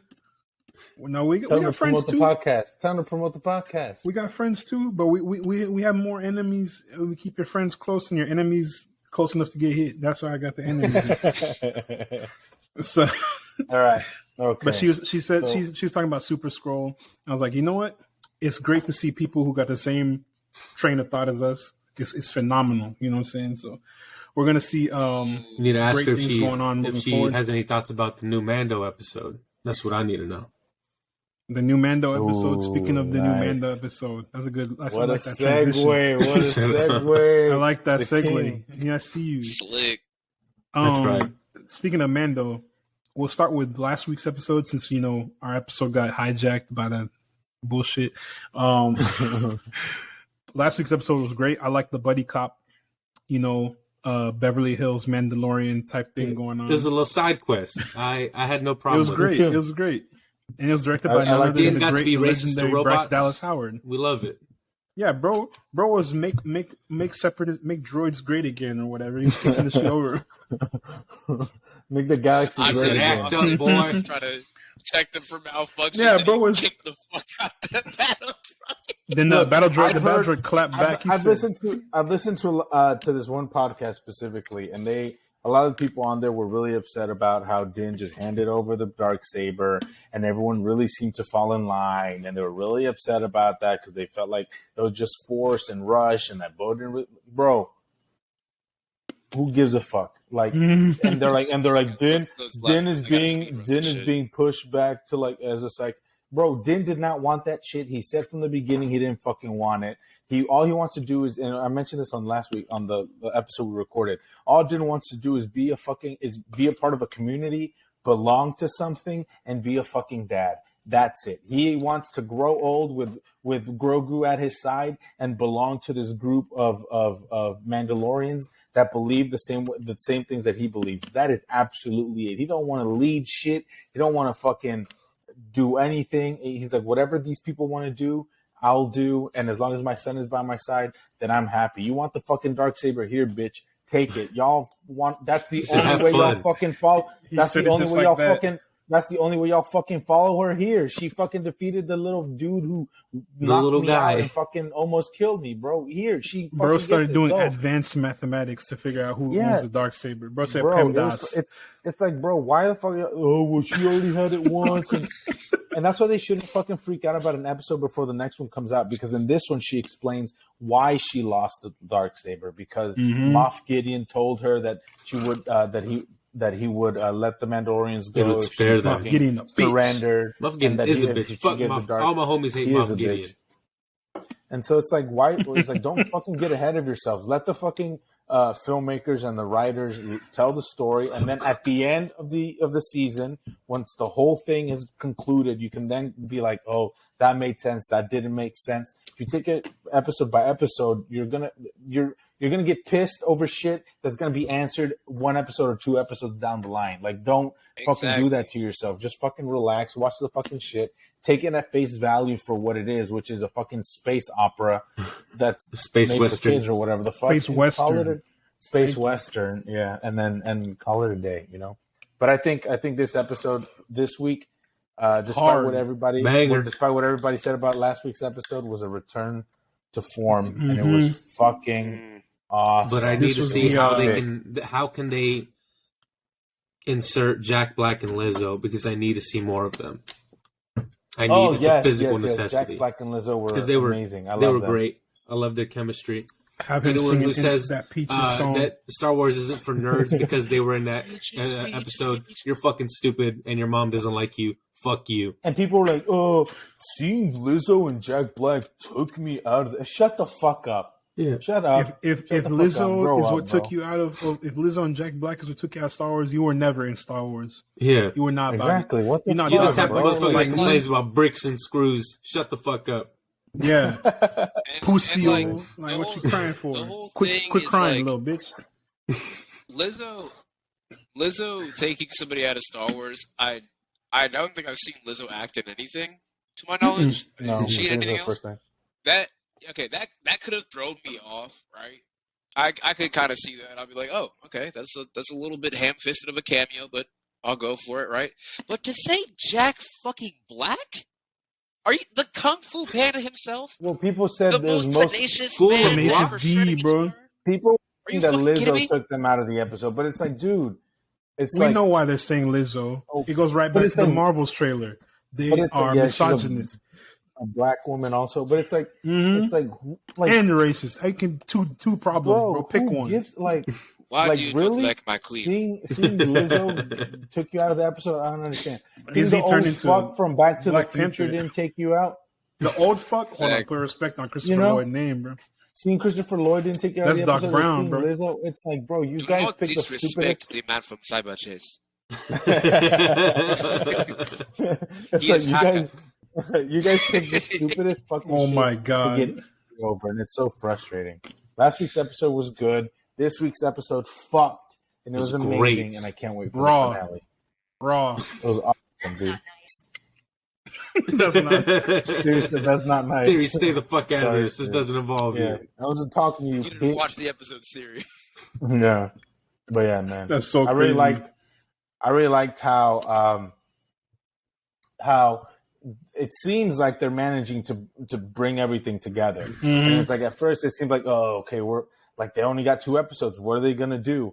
And I really liked how they showed the dichotomy between the 2 different factions. You know, the Night Owls and the the ex-children The of Zealots. the Watch. And the Zealots and how they Textbook kind of tribalism.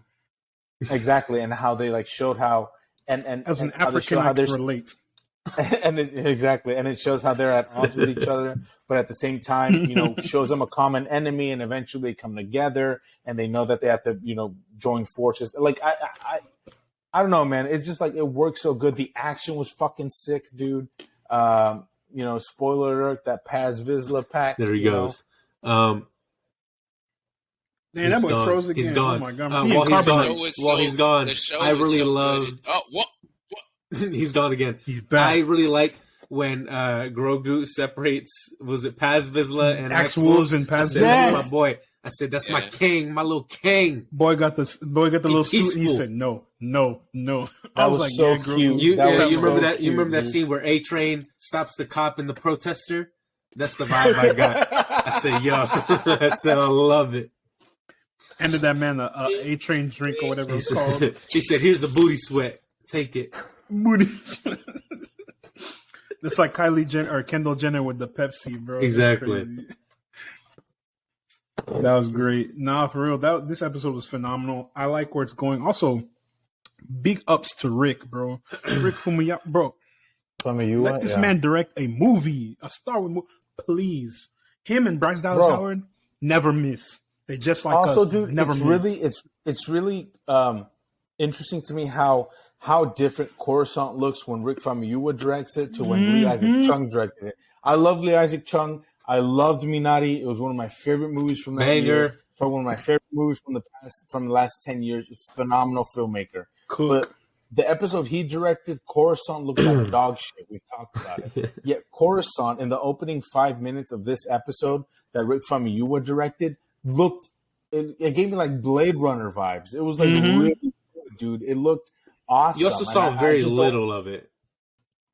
Sure, but that little bit It you gave saw me looked Tron Legacy vibes more so than Blade Runner because the colors. that's not a good Tron looks fucking phenomenal. Shut up. Rewatch it. He's Does tripping, it? bro. Yeah, what He is do you tripping. mean? Best Does it? soundtrack. Tron Legacy? Best soundtrack. Hardest In a sound, Disney bro. movie. Oh, it that might film- look good. It's a dog shit movie. Oh yeah, it's not great. Ooh. It still fucking looks cool as shit, and that's all you need sometimes. Would you rather watch Tron Legacy or would you rather watch Shazam? Would you Fear of the Would you Gods? rather it be look shit and be shit like Ant-Man, or look fucking great and be shit like Tron? Pick one. Yeah, Tron's not even that bad, bro. Neither. I'm about It's to mid. really bullet, It's bro. mid, but it's fun. Oh, boo! Now I'm the bad guy because I'm. You like always fucking are. Tron Legacy. Bro, You're it's always not like some up. fucking. If it's Tron not some goated. eerily realistic 1900s fucking super non-fiction ass period piece, bro, Luis is not gonna like it, bro. He Yeah, sees go a That's rewatch right. super The Last animation. Duel. He's You like, and the 5 other That's right. motherfuckers who watched that shit. If it's not a Norwegian film of some old man in a rocking chair Motherfucker for watching the 90 Northman right minutes, now. He 90 watching the minutes, Northman. and he only speaks 2 lines. It's It's not cinema. He goes with a shorty to see the new Mario movie, and he's like, "Hey, let's get out of here." All right, he went to a new Mario movie. Said, Summer. "Where are the critiques of capitalism? What is this shit?" Yeah. Is this Why is it not black and white and shown through the eyes of a pigeon? Bro's What like, the fuck is this? Bro's like Jaden Smith talking to his peers, like, "Hey, put the TikTok down. Let's talk about the World Economic Forum." Like, bro, shut up. Bro, you're telling me this movie is not a critique of capitalism and how the rich control most of the wealth in this country? Why is he trying to save the aristocratic monarchy? Why is he doing that? Luis said if it doesn't say based on a true story, I'm not there. Exactly. I don't think don't say Karl based on a Marx true story, would approve I'm of not this watching movie, guys. Nice, yeah. Thanks for clowning on me, y'all. I appreciate it. We love you. Shut up. What Obi-Wan say? I You have literally done went to that go yourself. I literally went to go watch a movie today called Ennismen, which is like a Cornish folk horror movie. Oh What the fuck my is Cornish? god! There you go. Stop making words up. Watching a movie, Cornish. watching a movie about Cornish. corn. No. Crazy. The band? I watched that. Wow, wow, No, wow, wow. it means like the director's the director's from Cornwall, which is a place in England. So it's Britain isn't real, bro. Man. Stop making shit up. Oh God! You telling me a country can That's like saying I'm from 95% Middle of the Earth. planet and can't make a dentist? that was It's a like- wild joke. I apologize. that's fucked up. He That's said fucked up. they stole spices, they stole land, they stole everything but dentistry. They could have stolen a Yeah. toothbrush, bro. That's crazy. Conceal, Like, come on, man. conceal toothbrush. To all our British fans, I'm not sorry. Fuck you. It's a joke. No, he's lying. No, we're bro. joking. We're joking. We're joking. We and Bob Woods Well, will we never do have forget. UK We love listeners, you, right? but we'll never forget. We have Whenever like they 90% renounce of the our fan monarchy, base is US and I'll UK. respect Oh, hey, bro, we just Oi. fucking playing, bro. It's all fucking Yeah, jokes, Peaky bro. Blinders, isn't it? Oi, oi, stop! No fucking fighting! Looking at us. Not fucking fight. What's that? It's me fucking wedding. No fucking fighting. It's okay. No You guys coke, can make no jokes about drink. how fucking kids get murdered in schools by AR-15s and shit. Please don't. Well, at That least makes me our sad. schools don't look Yeah, like really. the Call of Duty video games where our kids get shot to death At least by not guns. schools.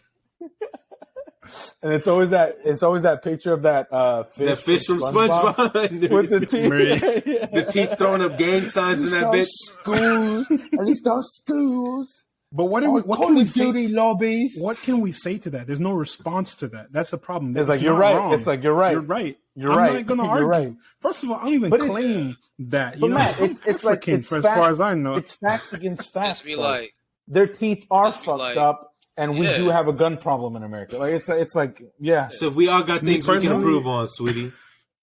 yeah. You fight your Jesus Christ. Boy said, yeah. So I know that my accent child isn't may real. get murdered in school, but look at this beautiful smile. oh God, you see the pearly whites. The only white you see is your neighbors. Shut up. That's right.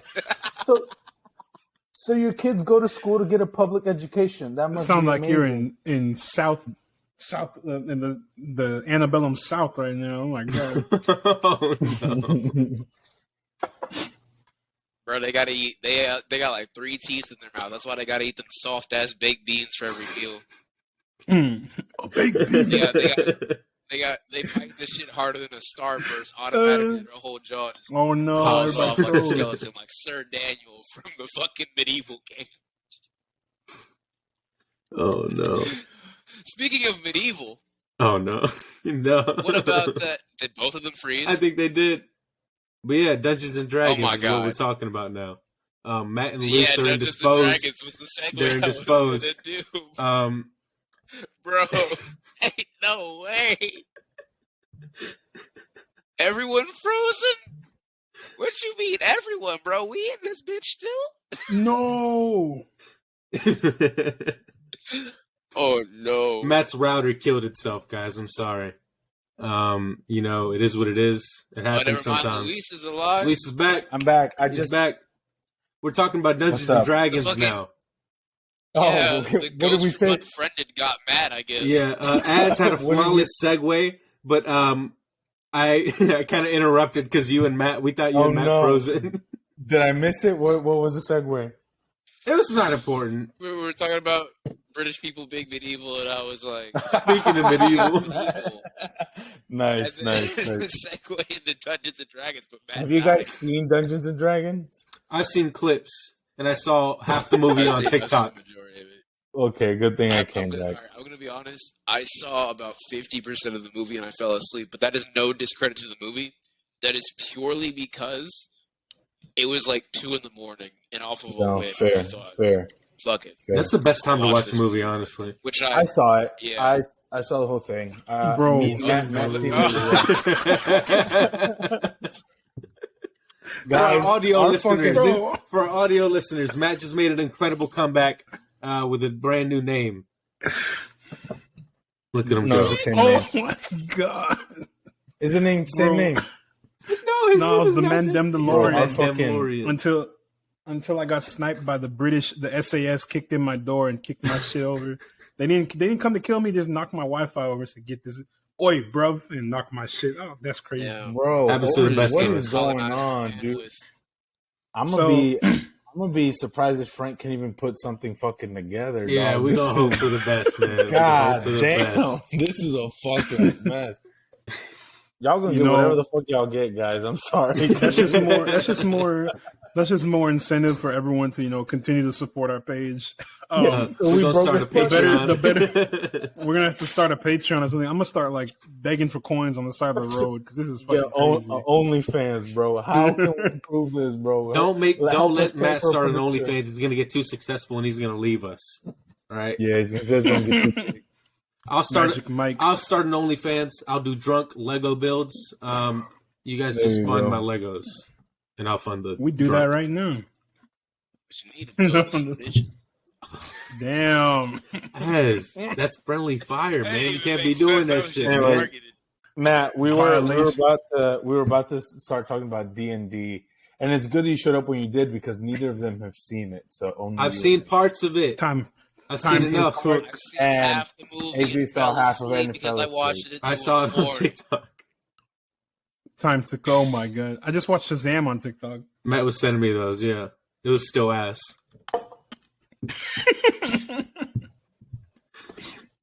Oh man, but yeah, D&D was good, bro. About D&D. D&D was good. It has been out for about 2-3 weeks now.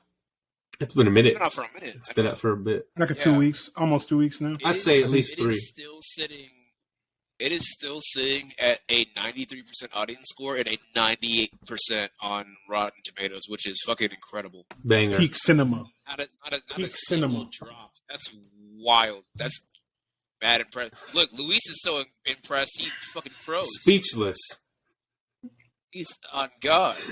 It shocked him. What? Oh my god. He's back. Oh shit. Fucking jump scare. Bro, this is fucking losing my goddamn mind, bro. I don't know. This is about to be our longest episode solely because of the time jumps. The lag. For real though, dude. The episode is actually like 30 minutes. Yeah. Because we're in the goddamn negative zone. Dude, it's so fucking bad. I don't even know what y'all said about Dungeons and Dragons, bro.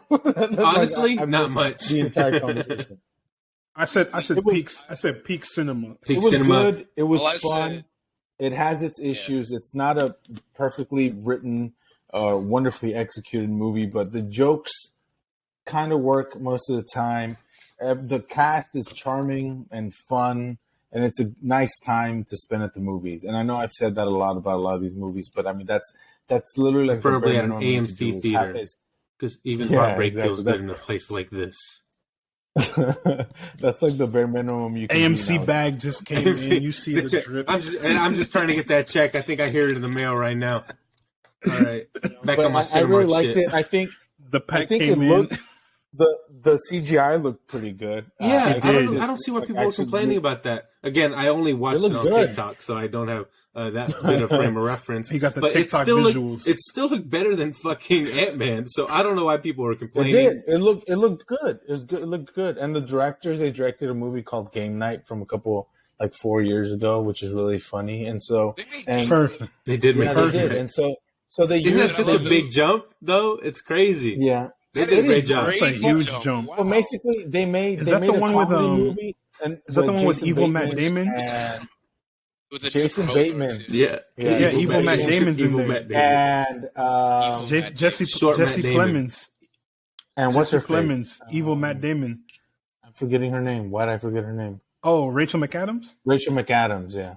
I'm watching. Never forget. But they basically made a comedy movie, and then they were like, "Oh, we just want to. We'll use the guise of Dungeons and Dragons and fantasy, to make our fantasy movie, make our comedy movie that we want to make." Oh, Booster Gold is in it. Who? Billy Magnuson. Our Booster Gold, our first round draft pick for Booster Gold. Trust, hear us out. DC, call us up. But overall, Dungeons and Dragons was a good time. It was fun. Mm-hmm. It was funny. Yeah. To the podcaster who will remain nameless, that underworld sequence, it was pretty fucking cool. And you're lame. Yeah. And I'm sorry, not every movie can be a goddamn rom-com. Luis knows who I'm talking about. Even though he's I know exactly what you're talking about. I know exactly what you're talking about. Yeah, it's a dumbass complaint. It's somebody we listen to who. We got more enemies? We got more enemies? No, I love them. They just have really dumb takes sometimes. Okay. It's just, they hate. You guys think I'm bad? They hate everything we love. They fucking loathe. Yeah, I like art house cinema and dramas and stuff like that. But so they're like the Bizarro version of our podcast. Essentially, The exactly. Bizarro, basically, yeah. The Cinestro Corps, but like green. Green Lantern. Green Lantern Corps? Yeah, exactly. Green Lantern. Their logo is green. Yeah, man, Dungeons and Dragons is cool. I know it's been out for a while now, probably like a month at this point, but it's 2 weeks. It's definitely a good time. 3 weeks. Definitely check it out. Like you could spend your, there's worse things you could do with your time and your money than go watch Dungeons and Dragons. Let me put it this way: I watched Black Adam, I watched Shazam, and I watched Dungeons and Dragons in theaters. I watch all the movies in theaters, but of the movies, all those three that I just mentioned, they're supposed to be dumb, fun, blah blah blah, turn your brain off. Dungeons and Dragons was actually fun the entire way through because my brain wasn't trying to process what the hell is going on the screen right now. I enjoyed it. Like we said, the story was a fun story. It's not complicated and it's not convoluted. Yeah, it's straightforward. Oh, look, Hugh Grant's being funny. Chris Pine's being sexy and funny. Michelle Rodriguez is being sexy and funny. And it's just kind of like there's a running theme here. Yeah, the guy from Bridgerton, sexy and funny. Yeah, the guy from Jurassic World, funny. Reggae Jean Paul. Mm-hmm. Yeah, Justice Smith, same thing. Everyone's funny guy. Detective funny Pikachu dude. boy. That boy funny as hell, bro. The one thing that I really liked, I could even get the sense from the trailer. The Get Down. I have a lot of boxes to check on my nerd bingo card. Right, I've already got the comics down. I've already got the anime down. I've got, the cringe gaming shirts. I've got the collectibles down. Real. I still have to check the box of I've also done LARPing, right? But I have not checked the D&D box to the fullest extent. Me either. You did what? No. So bad, dude. LARP. Back that up. You did what? Y'all niggas no LARP? Y'all niggas no LARP? I can't afford it. I want a LARP so bad, dude. I want it. What that is? We're talking about cosplay? We're talking about live action role play? Where you put on basically the costume of your fictional character or whatever. Oh, God. Oh, hell yeah. You beat the shit out of each It's other. be a night. Yeah. I want to do real life For Honor. Kids who used to stick their arms back Real life For Honor. but as a fully grown ass man. Yeah, that sounds fun as fuck, fun. bro. It is really fucking fun. Let me live action role play. Did lightsaber fights in the parking lot of the UNC. It was fun. Damn, I'm about the live action role play. We need in to a set Black this up, Panther guys. I want to costume. do that. Y'all gonna be scared. Let's set it up. Let's do a LARP. When my accent comes up, the first our first major event, Cinestro Corps presents live action role play. LARP event. God. I want to be Wong. LARP event. Massive LARP meetup. They're gonna smell like absolute fucking dog shit. The smell gonna be crazy, but yeah, I'm walking in there. It's gonna singe your nose hairs, my guy. It's gonna be bad. That's how you know. That's how you know a meetup is good. On. When you can smell it from from 2 miles out. Like a motherfucker. Accent on. I'm about to be Black Panther. But should I unveil the accent? Even from the trailer, I could tell that specifically the scene where they're like, this is probably my favorite scene in the movie, and it seems like a really stupid. When they're in the Underdark. No. It's the one where they're doing the spell where they can ask the dead guy 3 questions. Yeah. That is my ideal type of humor, like that base ass Monty Python style. Mm-hmm. In the movie, I will say that in the theater, that was my favorite. The theaters were laughing. The movie. The whole that was my favorite. That was my favorite funny. part. That's the part I thought was the funniest. I thought it was the funniest bit. I thought it was the best executed. It worked the best for me. A lot of the jokes, missed, but that segment. That was a great bit. One that made me want to see the movie in the first place. And the main thing that I'm seeing from a lot of these reviews, and it's kind of the sense that I share, even only seeing 50% of the fucking film, I still do wholeheartedly agree with the consensus that the critics have of this, calling this an infectiously good-spirited comedy with a solid emotional core, and it is a good watch even if you don't know the expansive lore of Dungeons and Dragons, because I think that's missing from like a lot of like we've reached the points where like the bigger franchises, the bigger blockbusters like Star Wars, Marvel, it's true DC. when it comes to IP, right? Mm-hmm. There's not exactly any homework you have to do. You can just go in there, watch it, enjoy it, and have a good time. With the exception, for the layman to get into. With the exception of Fast and Furious. Yeah, okay. All you need to know is family and fast cars. But also, even that has so much fucking lore at this point. It's insane. Exactly. It does. It really does. Low key, high key. This is literally just like if you know what a medieval time period is, if you know what fiction, basically, if you just know what fiction and fun are, you can like this movie. Hey, you know what a movie is? Easily Come approachable. watch this one. Exactly. There you go. That's all you need. It's not just your baseline vanilla. It's that top of the line vanilla. It's that goddamn, dare I say, blue bell vanilla bean. I agree. Chris Pine is top tier vanilla. I agree 1,000%. Top tier vanilla. He is. He's A1 and vanilla. This movie is just so quality milk, easily digestible. Elite milk. Elite milk. It is just good fun. And I cannot wait to actually finish the rest of it. I'm probably going to rewatch it from the start, but like that's a crazy thing to say. It's a good film. Man, this movie fucks. I can't wait to finish it. Hey, that's how good it is. He didn't even have to finish it for him to know that it this fucks. movie is so good. I can't wait to watch it from start to finish. I'm not even going to go back to my timestamp too. I'm literally going to rewatch the entire thing because it's just so much fucking fun. Bro, stopped in the middle and said, "Damn, this shit good. Hold on, I gotta go back. I gotta go back and watch it all over again." DJ, run that back real quick. Every time he wants to rewatch 10 seconds, he just starts the movie over. You know what's crazy? It is one of the best times I've had in a theater this year because it's like been a lot of. It's like I said when we recorded our actual D&D episode before it got put in the Lost Files, the Shadow Realms. I saw 4 movies in March: Creed 3, John Wick 4, Shazam, and D&D. Of those 4, the rating went John Wick 4, Creed 3, D&D, Shazam. And that's because I had a hard time picking where to order those first 3. Shazam was going to be at the bottom regardless. We all knew that. Point blank, period. But as far as D&D, Creed 3, and John Wick 4, those first John Wick 4 and Creed 3 were both sequels.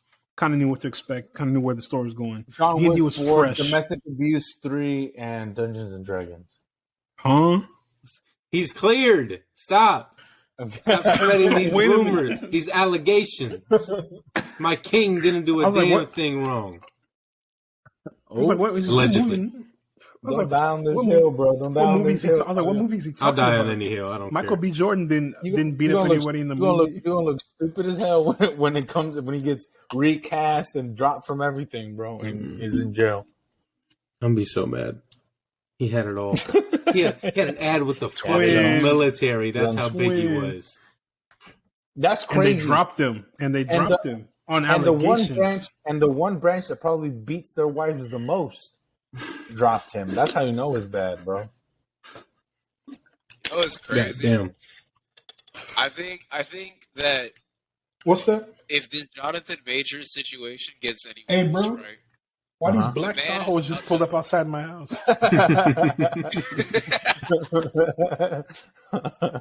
So you better shut the fuck up about that Jonathan Major shit. You better take that back. Why are there guys like, in tactical gear jumping? Oh shit! You just hear like a whoosh. The fucking Kang pulls up in his timeshare like, "You talking shit?" It's allegations, motherfucker. I already told you, bro. These hands is equal opportunity, man. He's already just completely like, saying the Jonathan Major thing got worse. What? But I feel like if the situation gets any worse, bro, we're about to see a career drop off worse than Daniel Caesar's overnight nuclear meltdown, bro. Somebody said he speed ran. Somebody said he speed ran Hollywood. I'm like, God damn, that's crazy, bro. But it is kind of crazy. Daniel Caesar shit's so crazy. I forgot who he was. That's so funny because the world, Mel Gibson literally spewed racism, racist insults. Was it anti-Semitic stuff too? Anti-Semitic and anti-black. He said the N-word. And then who did he go work with? Mark Wahlberg. Coincidence? And he's also going to be in the John Wick prequel series. He's going to be in the Continental, the show. I just saw the notification earlier. I was like, no fucking way, bro. This motherfucker has been working. So the best part of Expendables 3 was when he died. I was like, it's like Pack. People who complain about like cancel culture, that shit's not real, bro. Because Mel Gibson still works. Louis C.K. still does comedy. You know, Harvey Weinstein's the only motherfucker who fucking ended up cancel in jail. Culture only works on brown people. Pack. What the fuck is Aziz Ansari done since then? Oh, and that was questionable at best. Ooh. Yeah. Anyways, thank you for today's episode. Thank you for listening to today's episode. Wait. Before we close out the episode, I just need to address one thing. So I did not remember who Billy Magnuson was, so I Googled him. Immediately, right? This is an article from Deadline. Booster Gold. This is fresh news. This is fresh Booster news Gold. 12 hours ago. Don't tell me he's allegations too. No. He's squeaky clean as far as I know at the time of recording. Can you imagine? I'll be sick, bro. At time of recording. If he comes out tomorrow in a white hood, pointed, I ain't do nothing, bro. When Glenn Powell gets Me Too'd, that's the last day Matthew lives on this earth. Matthew's done. That's when I turn in my script treatment for the Green Lantern show and make it solely Jon Stewart, and I put myself. It's gonna be like when Sylvester Stallone dropped the Rocky script off. Except me, but Green Lantern. I'm like, bro, please. I originally had a whole movie with me and Glenn Powell, buddy cop style, but since he has allegations, it's just me now. It's just me. Oh well. It won't happen because Glenn Powell is the GOAT. That's a good man, a good human being. Jesus, please. What are you saying? Yeah, I know, right? We're gonna clip that shit. I'm literally running out of favorite actors, bro. We're gonna say AZ? Okay. But I'm going to let each one of you guess one by one. I'll start with Luis and then Gerardo, and then we'll go to Matt. Guess what? I want each of you to guess what Gerardo just got casted in as of 12 hours ago. When Billy Magnuson just got cast in? Yeah. What's his name? Yeah, yes. Don't Google it. I don't know what his name is. Who is it? It's isn't it Creature Commandos? Jesus Christ. I hope not. I'll just go ahead and say it. Who are we I saw this on Twitter. Lilo and Stitch. Live action Lilo and Stitch, yes. As who? It doesn't As say. Lilo. Stitch. He's Lilo. He's going to be Lilo's sister. Wait, are you serious? Oh, if he's fucking David, I'm going to lose my mind. He's going to be Lilo's sister. No, he's not David. Why should it be fucking Gantu? Wait, Zach Galifianakis is going to be in Lilo and Stitch? Zach Galifianakis? What the fuck? Okay, now I must Google. He's gonna be Pleaky. He's gonna be a great Stitch. Dean Fleischer Camp is directing this movie. What the fuck? We just went off the rails, bro. What the fuck is going on? I know this is nothing. Dean Fleischer Camp. How did we get here? Marcel the Shell with Shoes On, which is one of my favorite movies from last year. Billy Magnuson. Yeah, and this is what I found out. Blood is going to be in Spy Kids. The studio had no comment, and the roles of both Galifianakis and Magnuson are under wraps. Yeah, he's going to be Pleakley. Zach Galifianakis is... Oh, he could... And Zach Galifianakis is the other one, the fat one. Jumba? Nah, they got to cast a big Jamaican dude, bro. Zach Galifianakis, I know who he's going to be, bro. Who? He's going to be fucking Ruben. The little sandwich making dude. Oh, yeah. I can see it. No way. I can see it. No. He's Ruben. I'm talking about 625? How do I remember those, bro? No, he's not. Because they gotta give him a bigger role. Zach Galifianakis. He's not gonna. Ruben's big. What do you mean a bigger role, bro? It's Ruben. Ruben's in every episode of Lilo and Stitch. Literally, well, almost every episode. Anyway, this went off the rails. Billy Magnuson. As close as you can get to a human being for an alien, but still, he talks that man down from the ledge of being an absolute sociopath.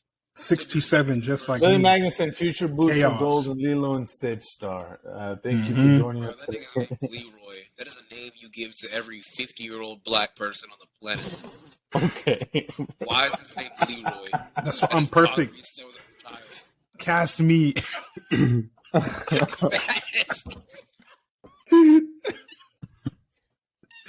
determined to get put in some film, bro. They're gonna put me in something. You have two options. It's either Green Lantern or Leroy. Before what do you take? Drafting his Oscar speech. Thank you all for listening to this episode. Yeah. We'll do our fan cast and self cast later on because we got a lot. There's a lot of characters to go over. But you're right. There's not a lot of characters for me to pick. You can be Zorro. Take the Zorro role. You're right. You already got the looks, bro. Can you pick up a sword? Well, who is he going to be in the live action Lilo and Stitch? That's what I want to know. How do we get this man? Where'd you get that from? That's so crazy. Google. He just pulling it up. Did you do that Snapchat thing? Did you do that Snapchat thing where you just cut their face out? No. It looks like it looks like those those player profiles on NBA. Yeah, he's like Shamir Anderson. University of Kentucky. I'm never gonna get that comparison out of my head. He's just like a blank screen. Probably I don't get it. Shut the fuck up. All right. Thank you guys for listening. This has been the Cinestro Core. We love y'all. We thank y'all. Fuck you if you're an incel. That's a wrap for us. Big ups to Matt. That's a perfect way to end it. Yes, sir. Follow us on all platforms at Cinestro Corp. CINESTROCORP. And stay tuned to everything we got coming up this year. Share our channel with your friends, family, everybody. The Mandalorian. And you know what? We'll see you on the next one, guys. Appreciate it. Bye.